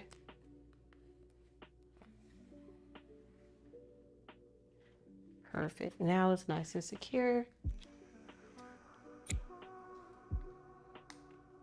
So today I made 15 needles and I have, after sewing pretty much a whole 3 bundles in a frontal, I have 2 needles left. So You can never go wrong with making, again, 10 to 15, so that you don't have to keep stopping in the middle of making the unit.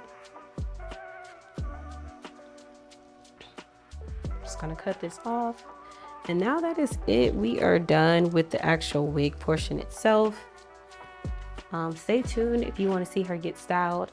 I think we're gonna go with something kind of cute today. I'm thinking maybe,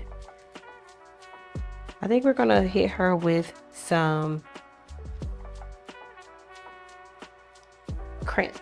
Let's do crimps. Crimps will be cute on her.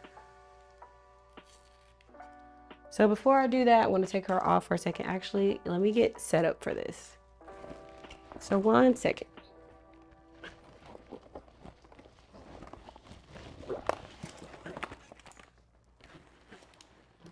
Okay.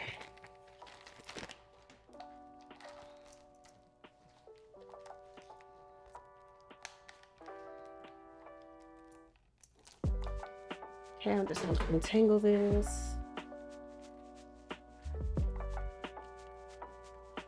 Oh, it's right here.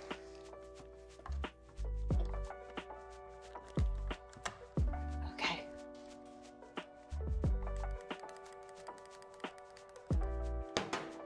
So I want to give that a second to get hot.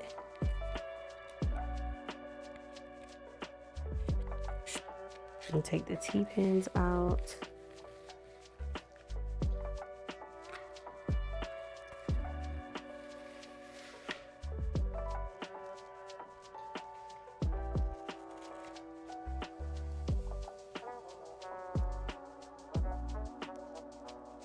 So I'm going to take out the T-pins.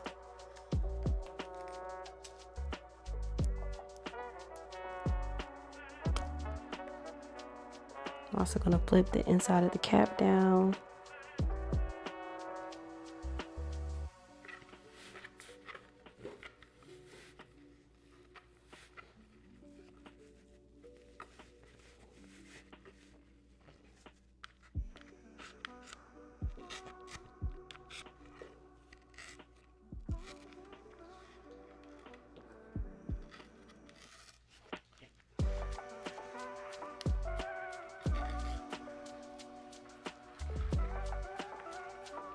I'm gonna pull it back up too. Actually, let me do that next.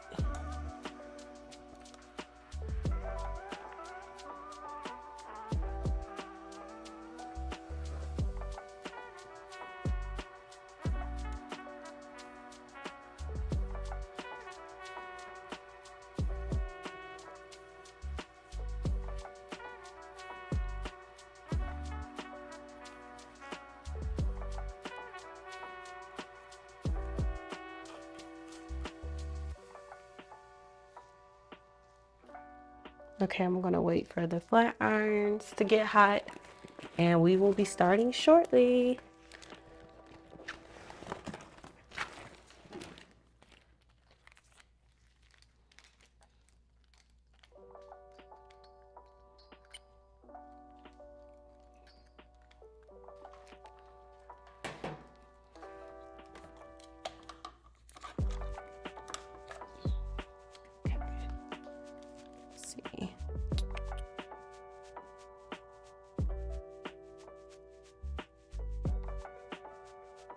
Okay, cool. I know you're gonna crop this part, but I had to make sure I didn't get a work email, but we're good. Apparently everybody's excited for the holidays. Okay, let me get, where's the brush? Here it's go.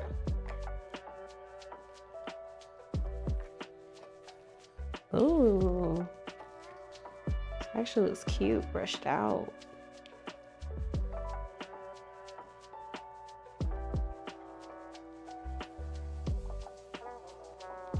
So it's got her ombre going.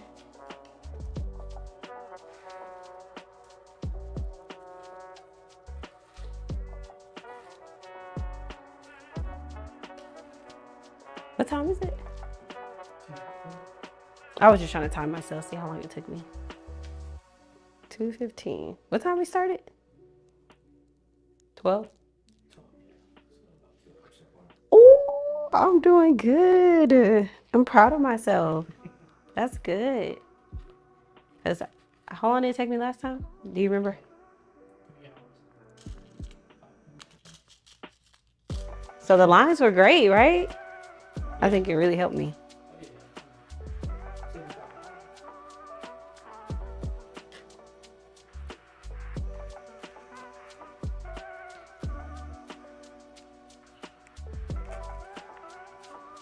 Okay. That's good though. An hour is good. Okay, so I am going to give her some crimps today. This is what she looks like after being 100% complete, no style. So yeah, she looks really good and natural. And again, this is an 18-inch frontal, 18-inch 2022. I'm sorry, 20. It's only a 20. No, it is a 22. It's an 18 2022 body wave. And now we're just going to give her a little bump and let's see how we like it. So I'm just going to part her off because I always like sections.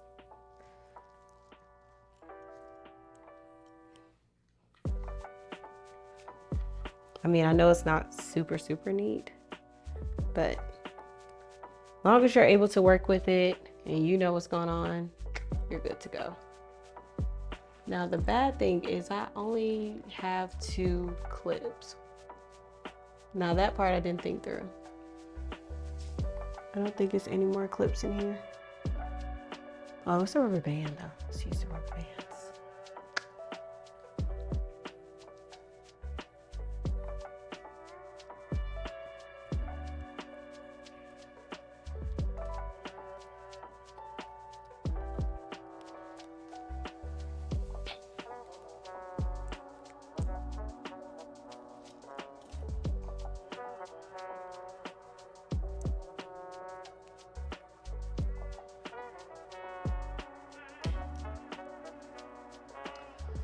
Okay, so everybody has their own preference of styling serum. I always like to use the Chi. It's one of my favorites. So I'm just gonna apply a little bit of this to the hair. It just helps with making sure like the hair is nice and silky. It's laying nice and flat. Handles frizz control, all that good stuff that we care about when laying our wigs. Maybe I should pull this down just a little bit more.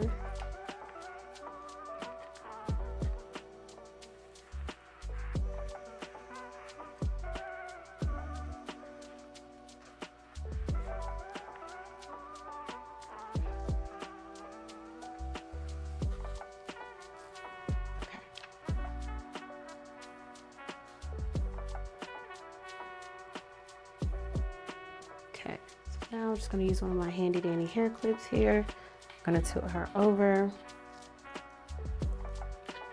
So I'm not sure if you guys have tried crimps before, but it's fairly simple. Just gonna go with my comb here so you guys can see. I'm gonna go with my comb.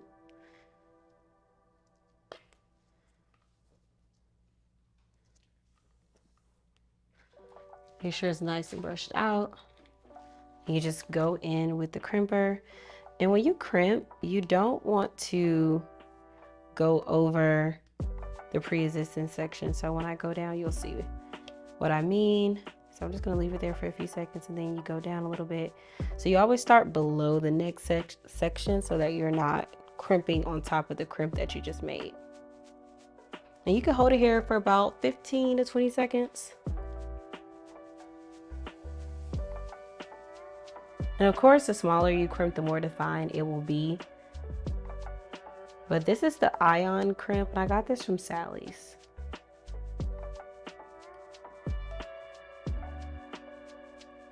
It was pretty affordable. I paid about $65 for it.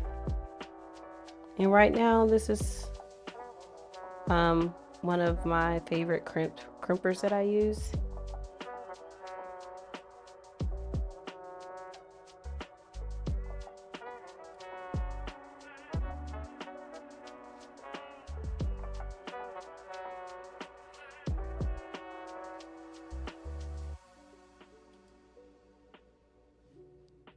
I don't like how the hair is looking a little straggly at the end, so I'm just gonna go with my comb and brush it down a little bit so that the ends are nice and neat too and not looking straggly.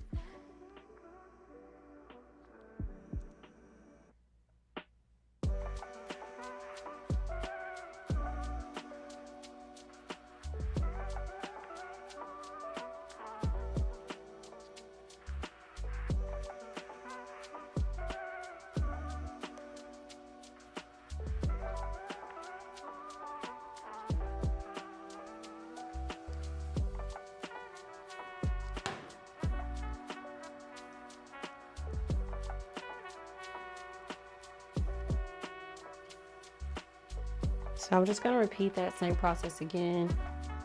And currently I have my crimper on 450 degrees too.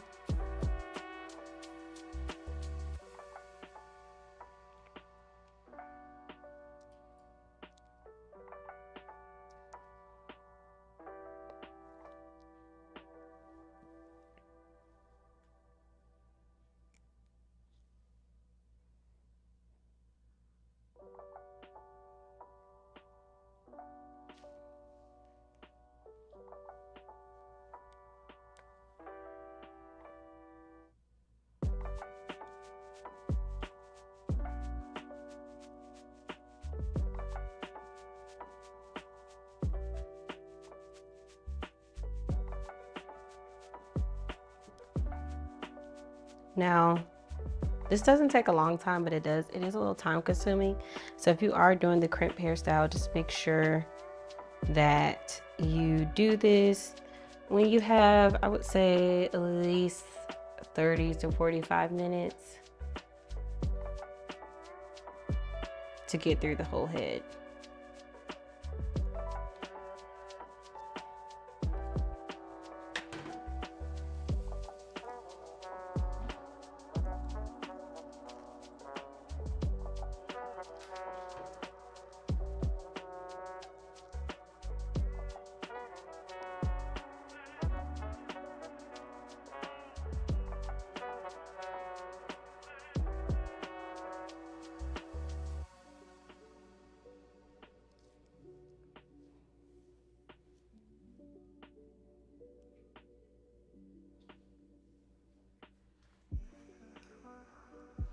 She looks really good though.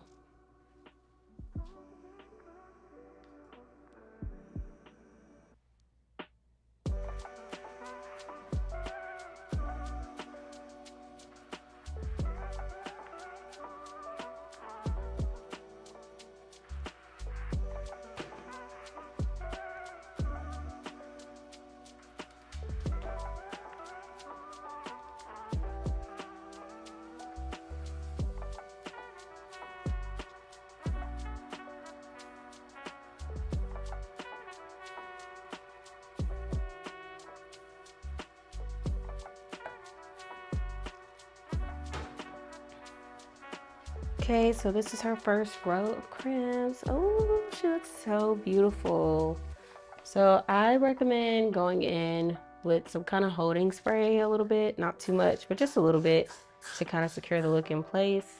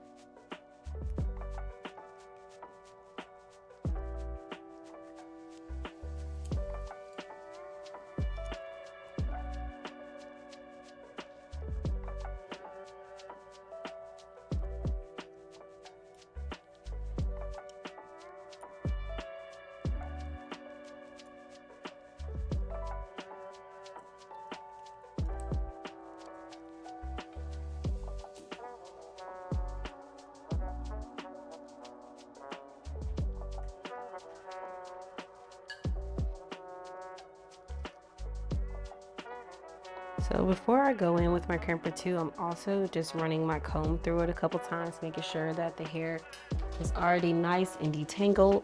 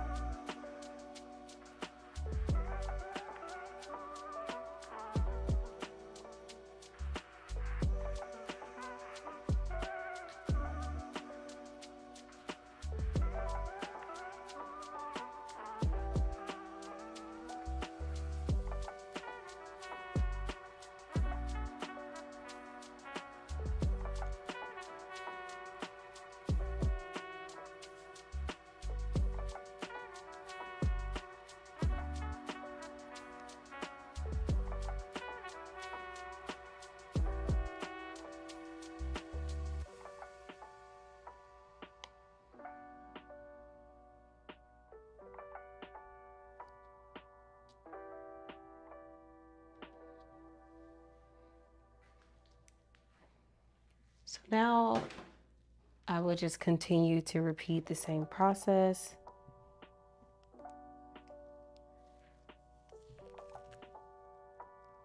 Wait, hopefully that's all down.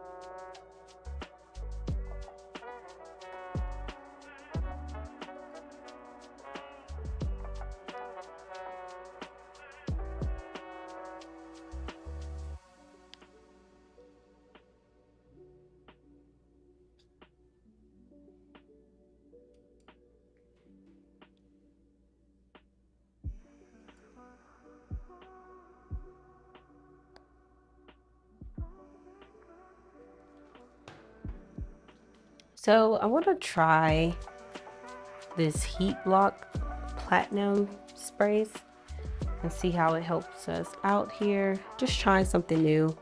A lot of times when you're styling hair and sometimes it has color, sometimes it's nice to try a few different products just to see what the hair best reacts to. So what I did right before this, and I should have said it, but I started looking around the room. I just went in with my Got To Be for the portion before this one, but this one is a heat block spray. So let's see how the hair responds to this one, this product. And I do this a lot of times, even when I'm at home, especially when I'm like curling. I like to try different products to see what helps hold the curl best, what maybe causes less frizziness. So just always be open to try new products until you find one that you love. And also too, just it's always good to have a backup product on hand just in case. So that's what we're testing. Well, what I'm over here testing as I'm going.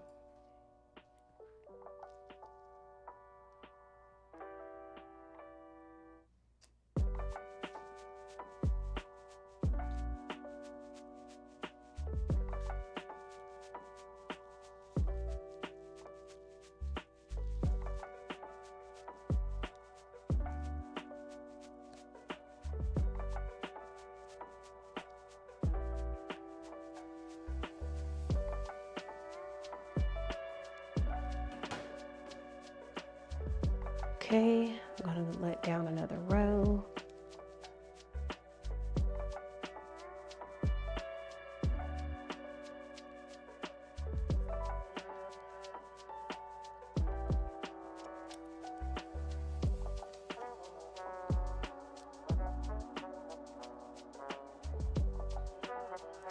So I really liked both products. So now, just because of how I am, I'm gonna try mixing the two products together because I like different things. I feel like the Got To Be made the curl help more, but I feel like as far as frizz control, I feel like the heat protective spray kind of held it down. So let's do both and see how we like this look.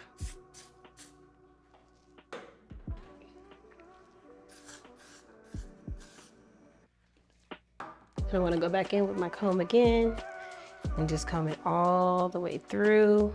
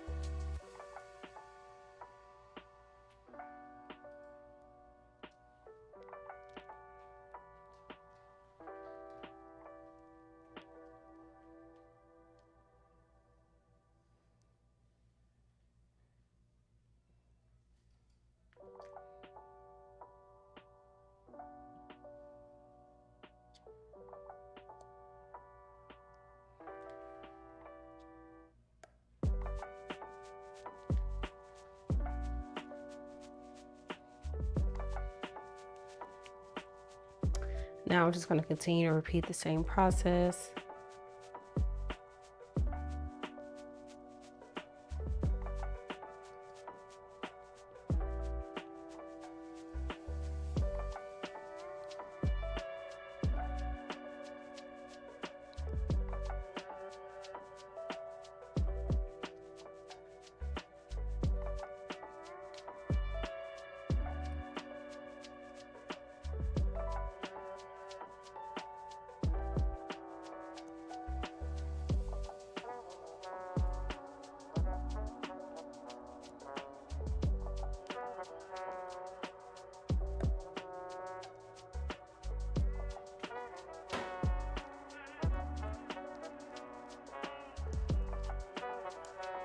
Okay, so now I'm pretty much at the top of the wig, and then I have the frontal piece pretty much separated from the wig.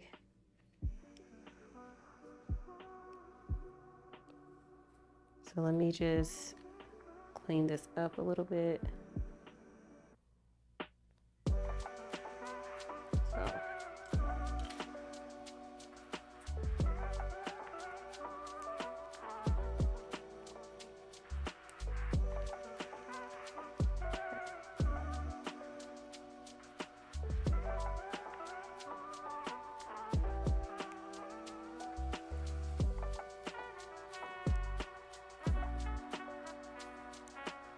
So now I'm just cleaning up my part over here on the other side.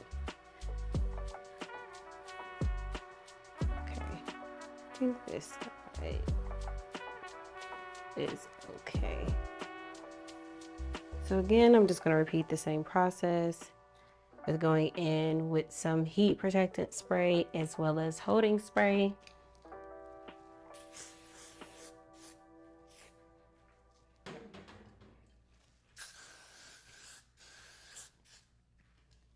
And then with my pink comb and comb it out, brush it out.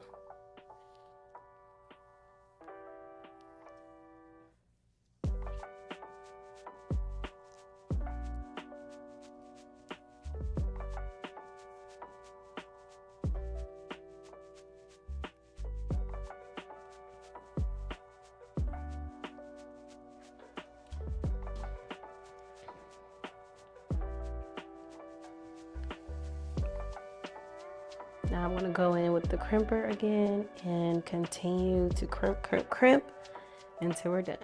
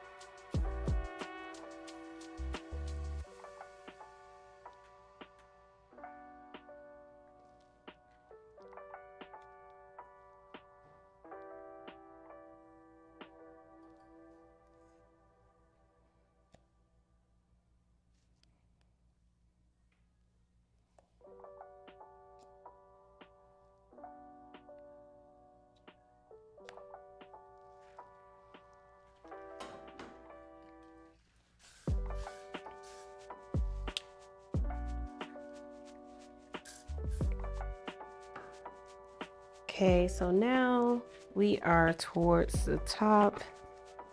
This is what she's looking like so far. And I'm just gonna take down one side of the front.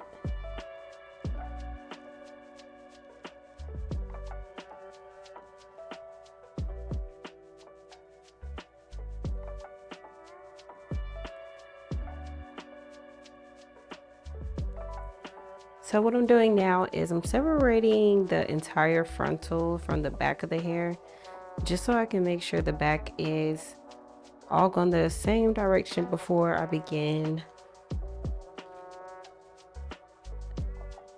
doing or working on the frontal.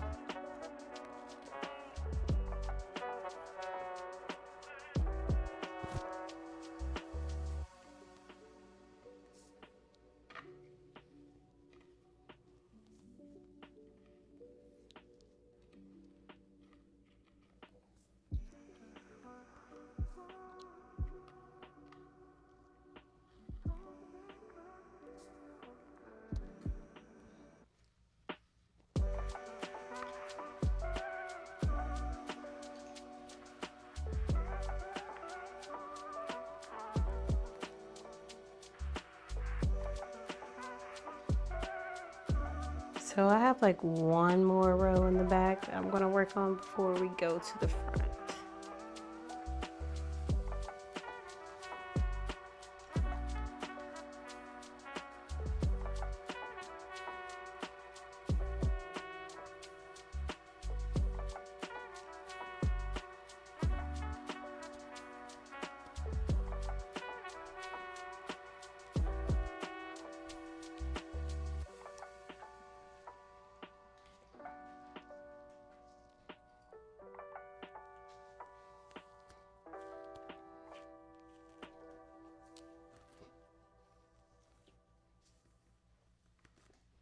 So first I want to just touch up this right side, and then I'll go over and finish the left side. I'm going to go back in with my heat protectant,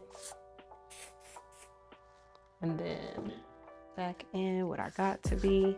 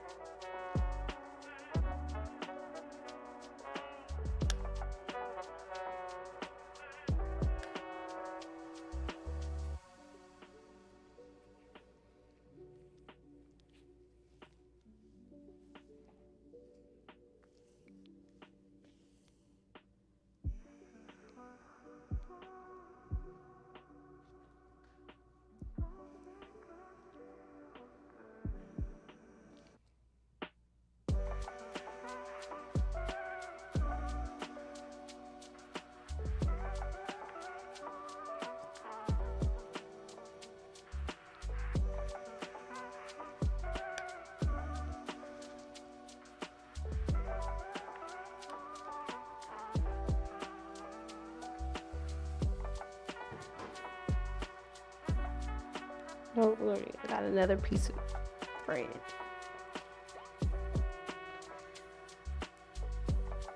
Okay, we're almost done with the back.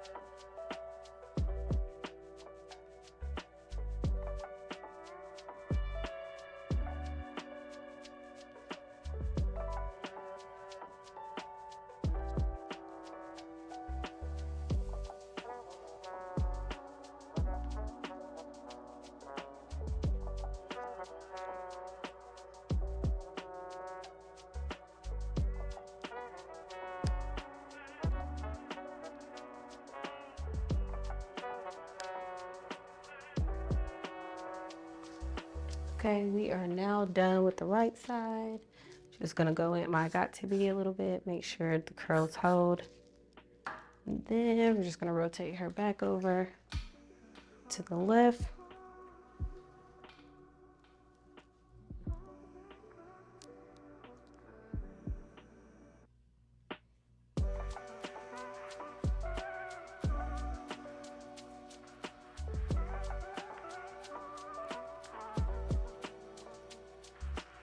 We're gonna go back in with our heat protectant again. And just continue to repeat the process until we are done with the back portion. I'm just gonna use this brush.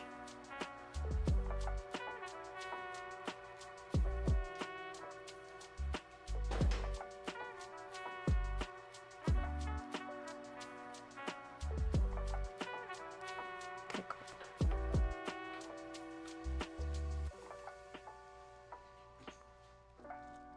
Start at the top again, and then just continue to work your way down.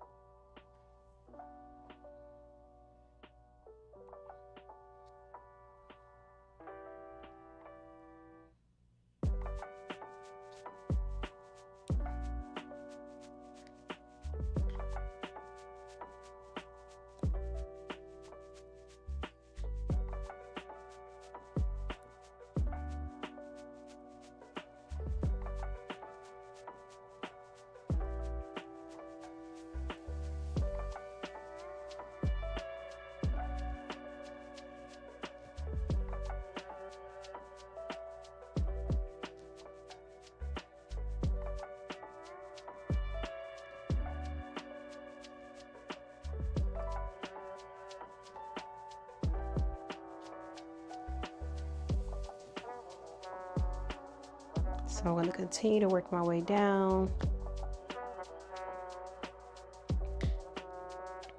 Also too, you don't have to use extremely small pieces. But also don't make it so fat where you can't see the crimp either, but you don't have to use extremely small pieces.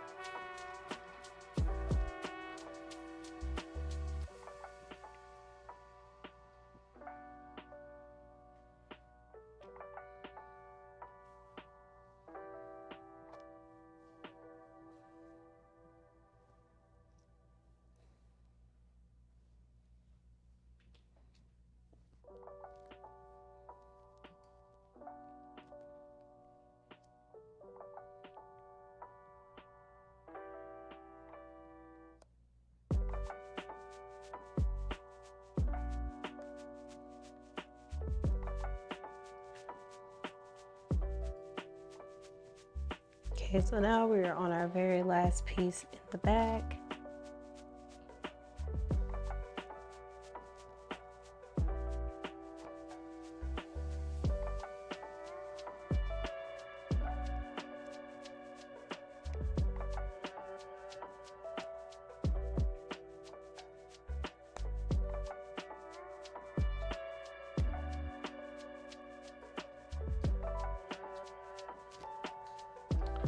I'm gonna go back in with just a little got to be to hold the curls in place. I'm also gonna use the comb just to kind of brush through the top part, make it kind of all flow and doesn't look separate. So now you guys can see what the back looks like.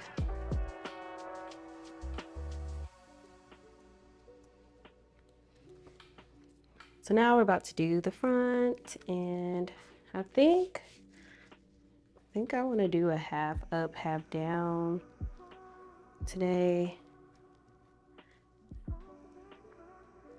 I don't know if I want to do some down, some not, so let me just play with it a little bit.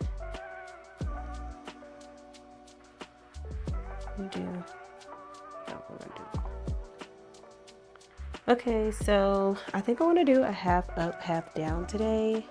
So in order to do that, you have to make sure that the back of the track is covered. So I'm going to go in with my comb here and just make sure that the top of the track is covered.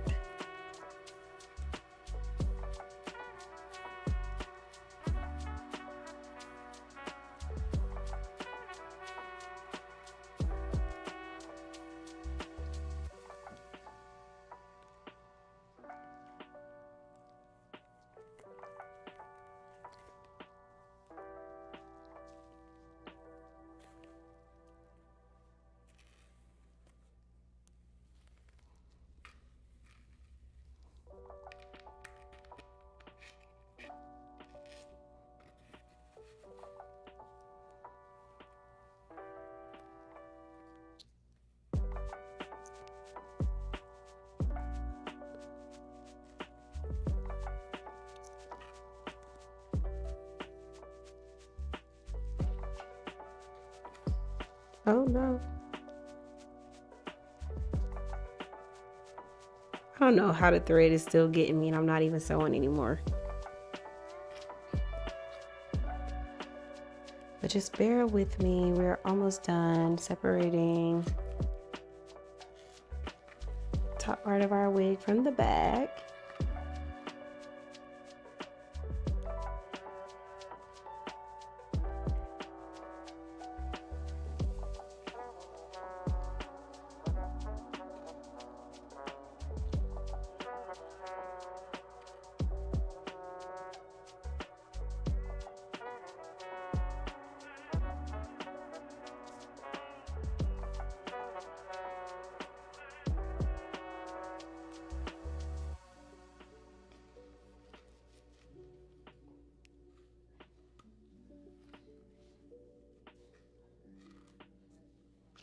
Okay, so now I'm just basically making sure that the back is going to be nice and covered.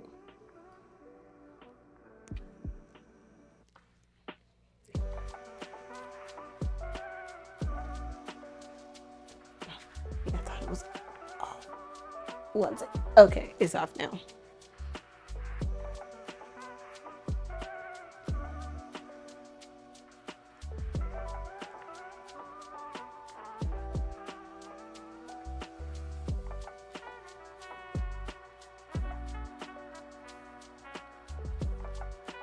So now guys, I'm just doing the fun part where you're trying to figure out how you want your hair to be styled.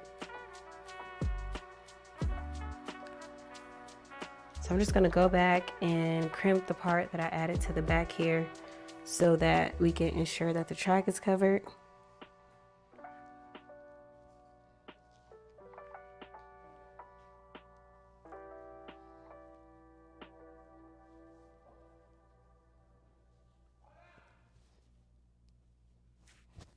I'm going to add the same products again, our Goxivy as well as our heat protectant.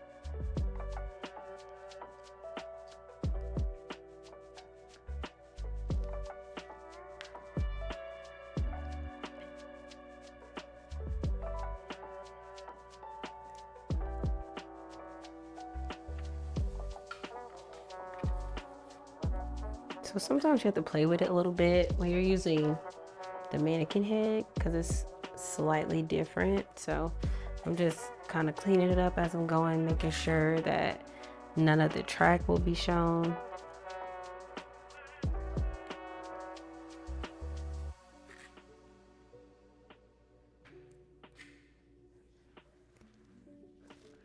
So let's go back in with my products again.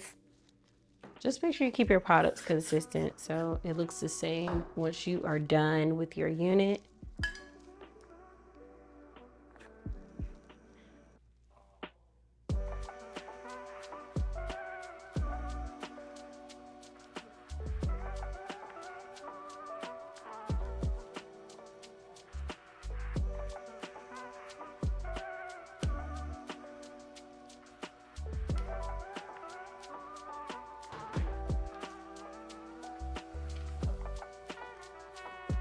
Okay, so now I'm just covering up the back again. And now I'm just going to slowly secure the hair up, and then I will crimp the ponytail once we're done.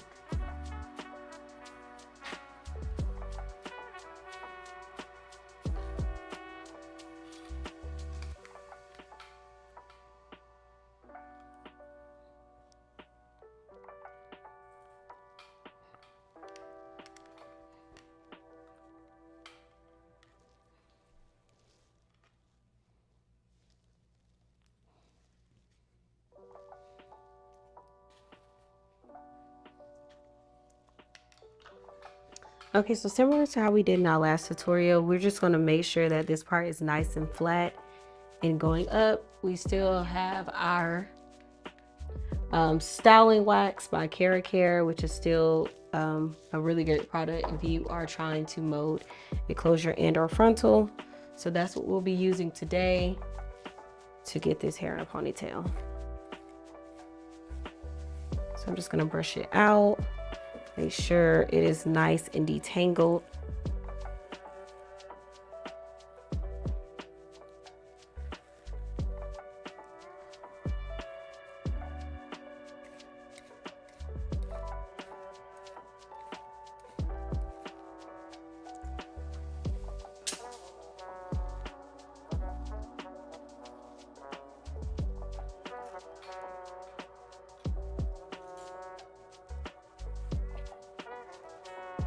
Then I'm just also gonna try to give her some natural baby hairs here. So we're just gonna like brush this down. It seems like she has some that wants to kind of come down. Not too many, just a little.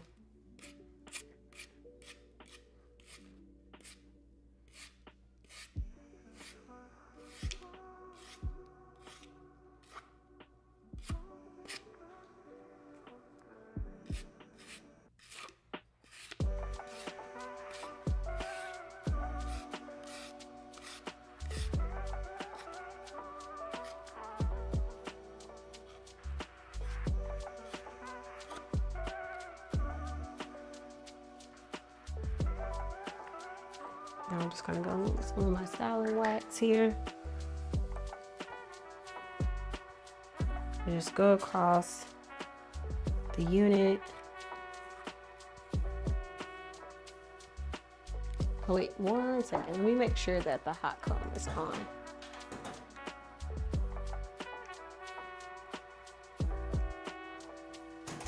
Of course, I didn't plug it up. 1 second. Let me get it plugged up. Oh, it is plugged up. Why is it not coming on?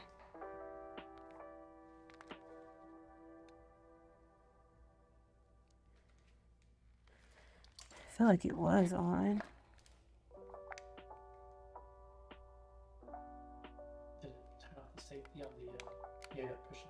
Oh, there it goes. It was being weird, but it came on now. I don't know.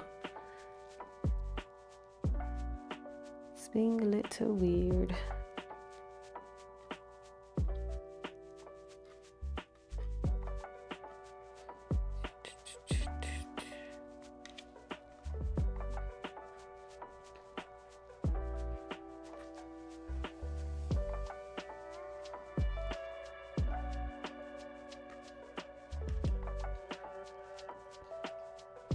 So while the hot comb gets hot, I will just continue to kind of apply some of our styling wax on the top of the frontal. And this just ensures that the frontal will lay nice and flat.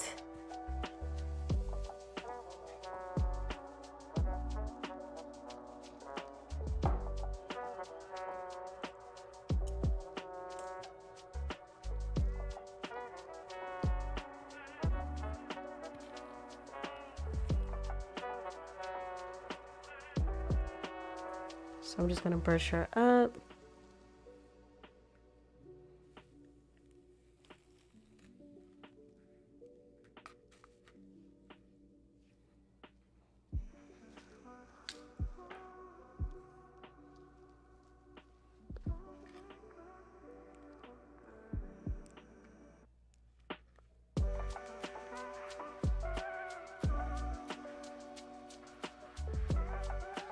So now I'm just, as the hot comb starts to get hot, just gonna slowly start to go in and mold this upward.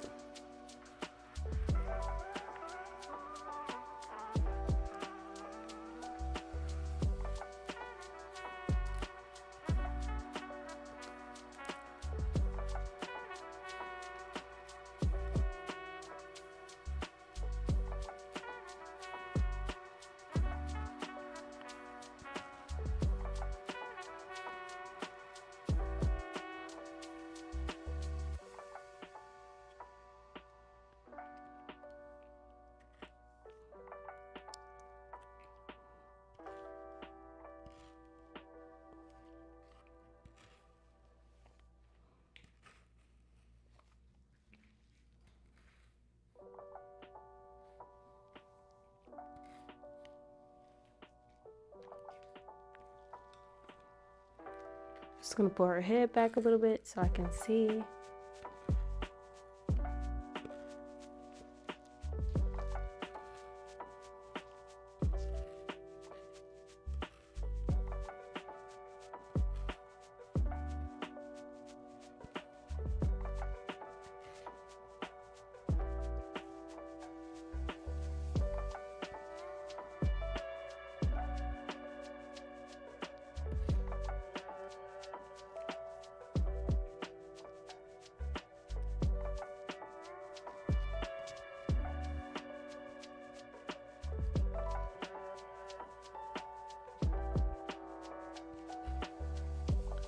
Okay, so I'm just gonna continue to use the hot comb to secure it and make it flat. And let me go back in with my Cara wax stick a little bit more.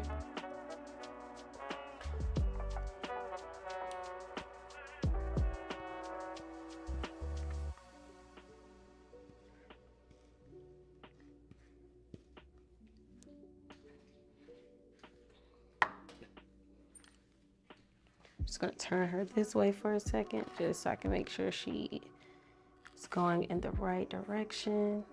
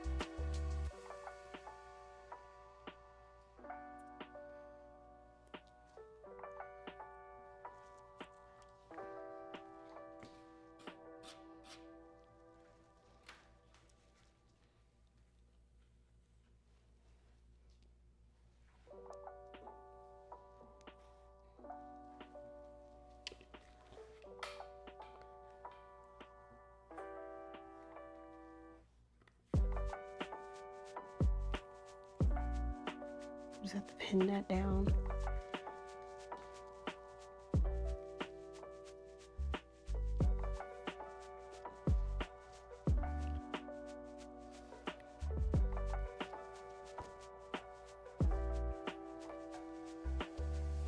Okay, I'm just gonna go back in with a little bit more wax. And again, you just kind of do this until you get it to your liking.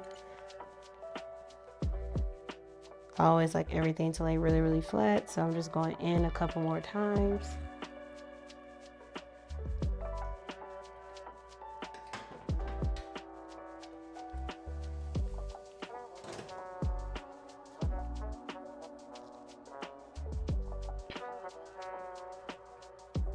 And now I'm just gonna go in with a rubber band.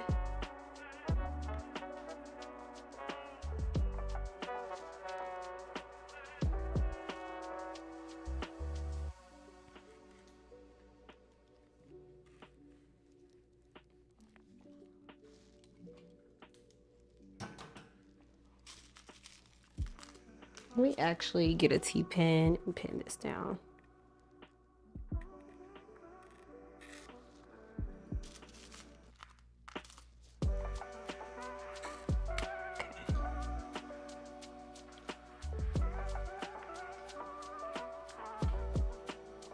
Okay, yeah, she's looking cute. I just gotta get a rubber band, which I think I have. Or had. I had a rubber band. Yeah, I don't know where they went, but I know I had one with this hair too.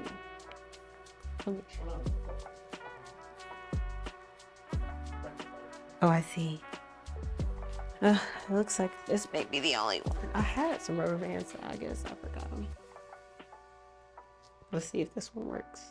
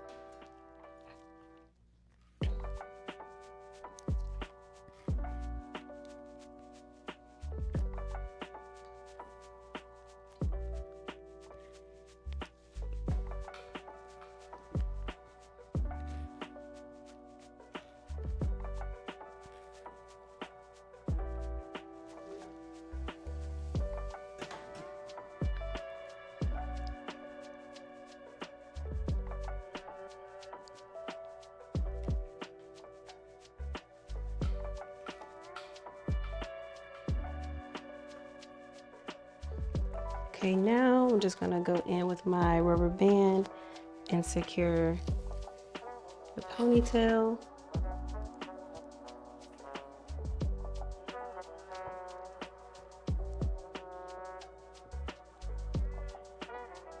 Wait, well, I don't want to do that.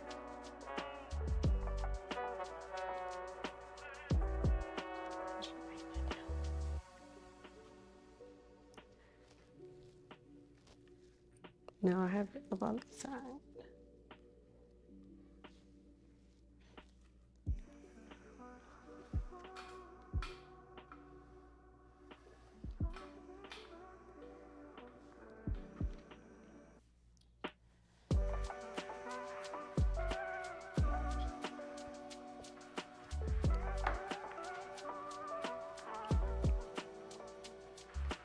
Sorry, I keep moving her because it's like not far enough.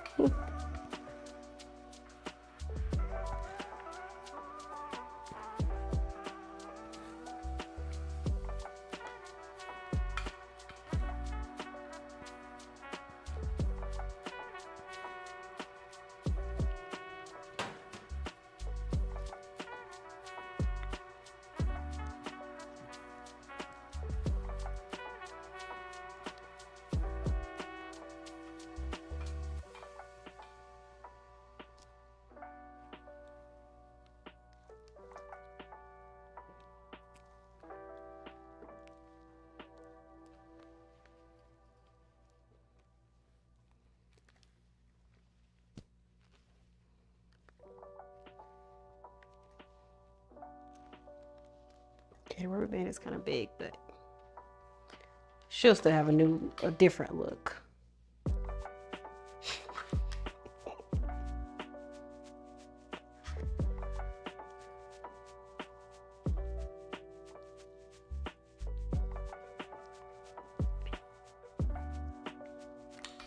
Okay, she still looks fun.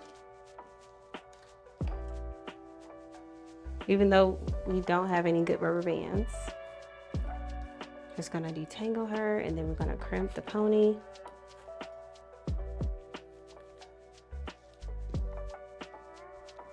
I do wish I had a better rubber band though, so it could be tighter. Let me try to see if I can find it one more time. Yeah, I definitely don't have it. Here's another rubber band, but I don't want to pop that one and then I don't have a rubber band.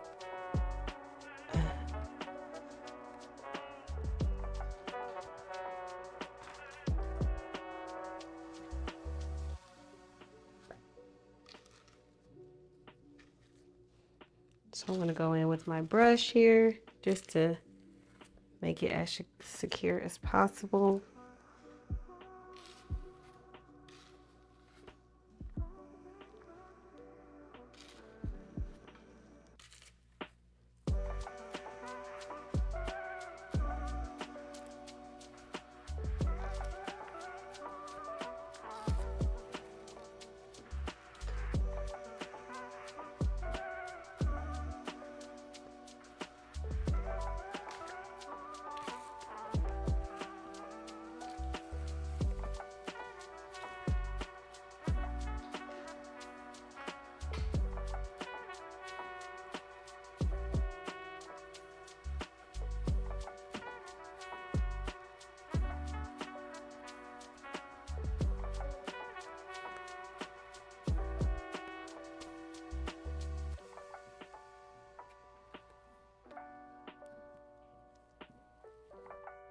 Okay, that's a little tighter.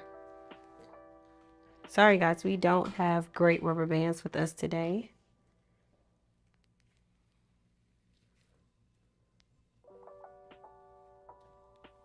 Okay.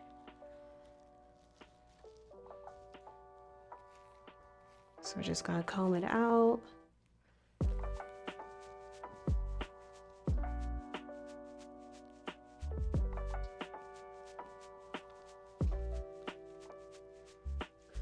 Before I crimp the hair, I am going to take a little piece of the hair.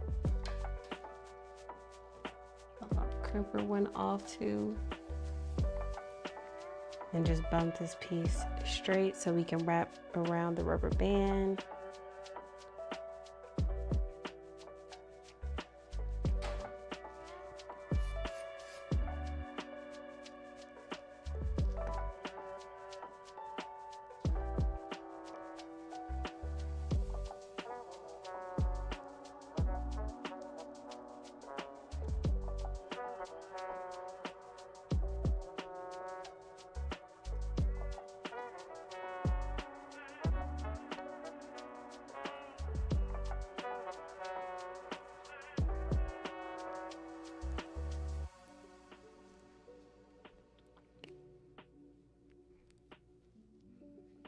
After we get, actually, I'm gonna redo that, sorry.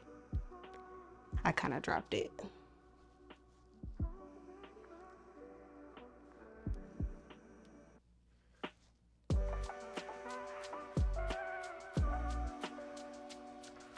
So I'm just gonna clip this piece to kind of keep the hair, the excess hair out of my way. I don't know where my, oh here it is, my other clip.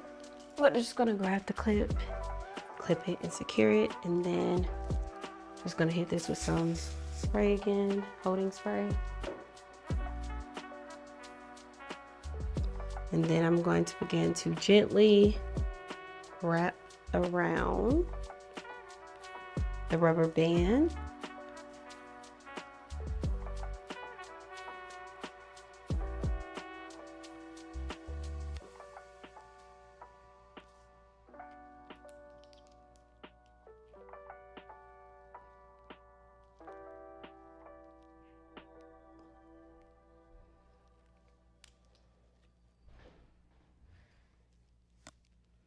And you just want to continue to wrap around until you can no longer see the rubber band.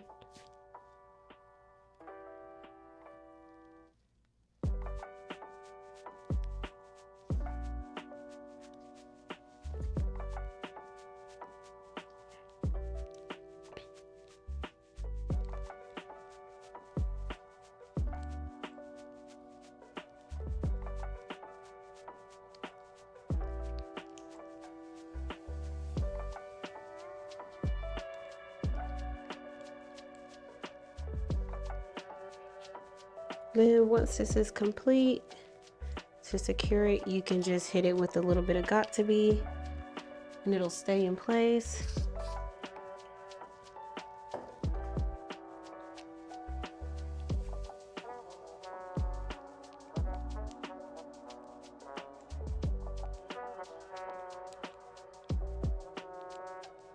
Just gonna take these 2 clips off. And now we will crimp the top portion and then she will be ready.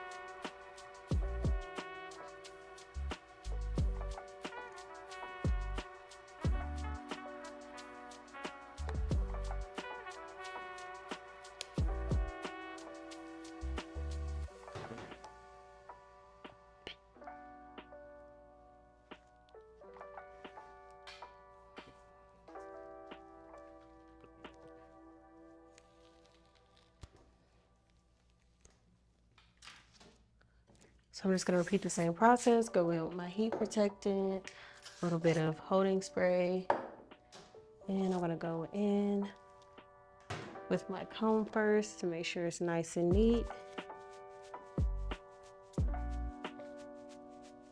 Then I'm gonna hit with the crimper.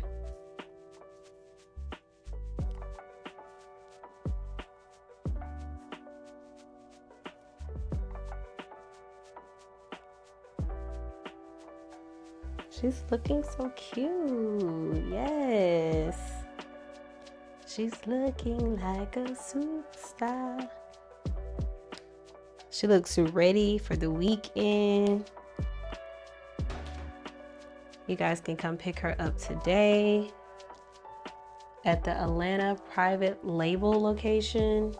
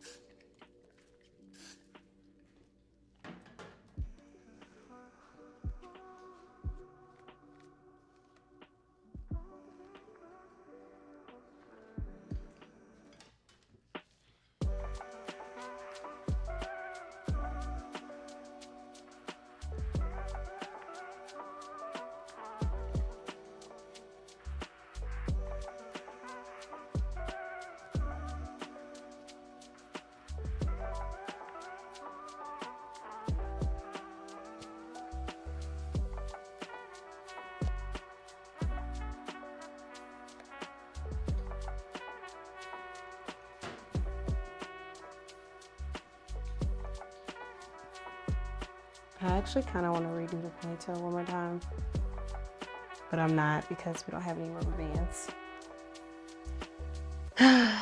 What a bummer. She was supposed to be a little tighter, but the rubber bands have seemed to have gained some legs, so they are nowhere to be found. I kind of want to do it one more time though. So now I'm just gonna briefly touch her up. Well, actually, I'm sorry, we're gonna have to take this down because her ponytail is like falling.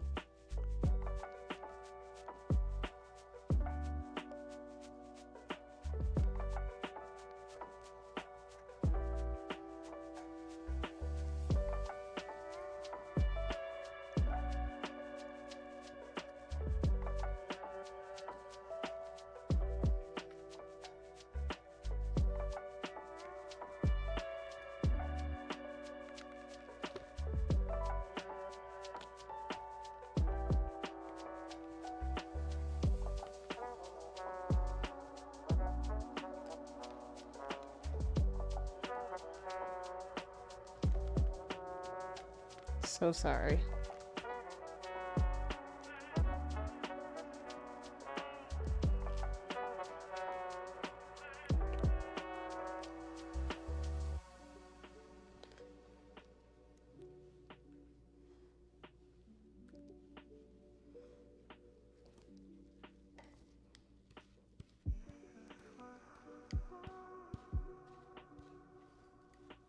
Okay, so I'm just gonna touch this part up a little bit more just because her ponytail was falling.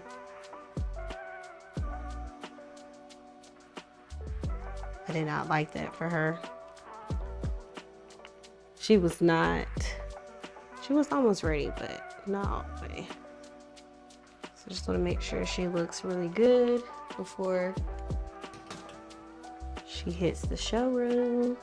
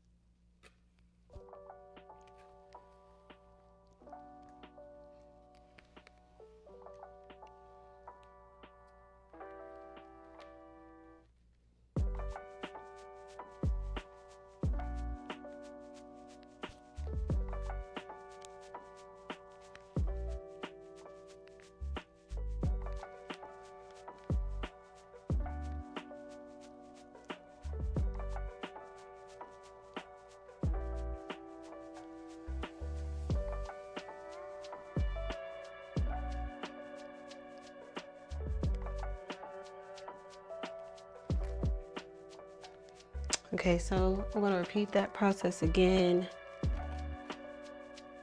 with wrapping at the end.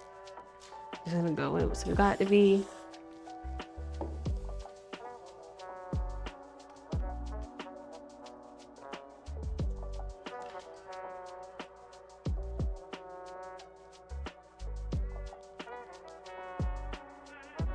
And you just slowly wrap to make sure that it is nice and secure and the entire rubber band is covered.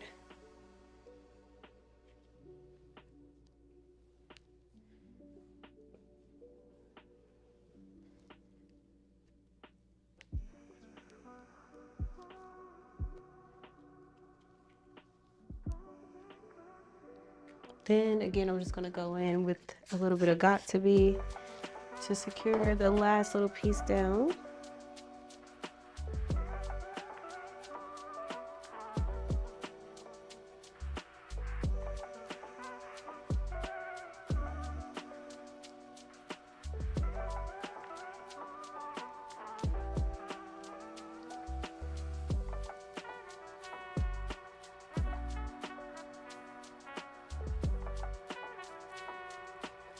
And lastly, I'm just gonna go in with a little bit of got to be styling gel to just kind of make sure her edges are nice and secure.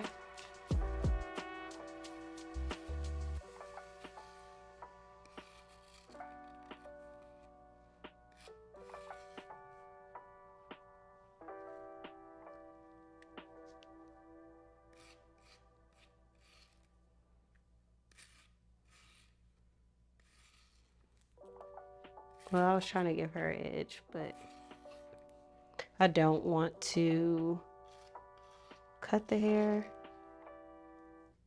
Let's see.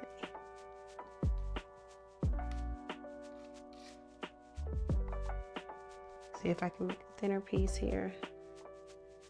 Pull that piece up.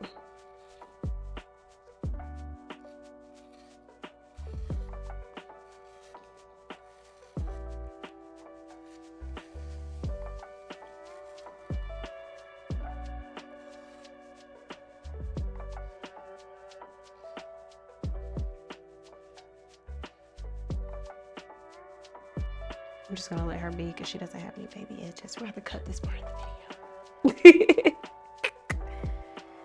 She doesn't have any edges, and I don't want to cut the hair. Because that, I don't know. I don't know if they do that here, so let me not do that. It's not gonna cut her.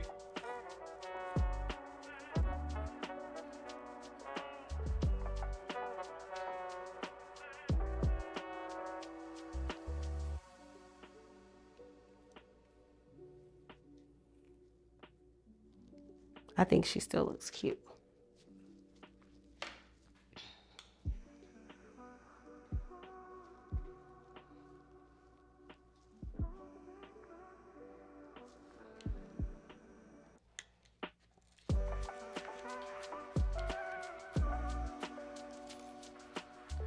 I'm just gonna take the clips out.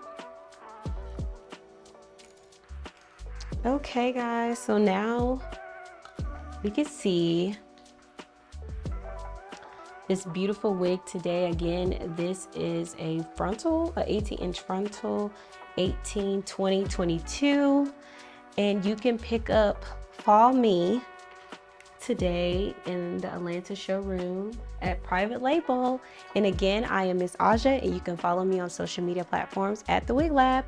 Thank you. See you next time.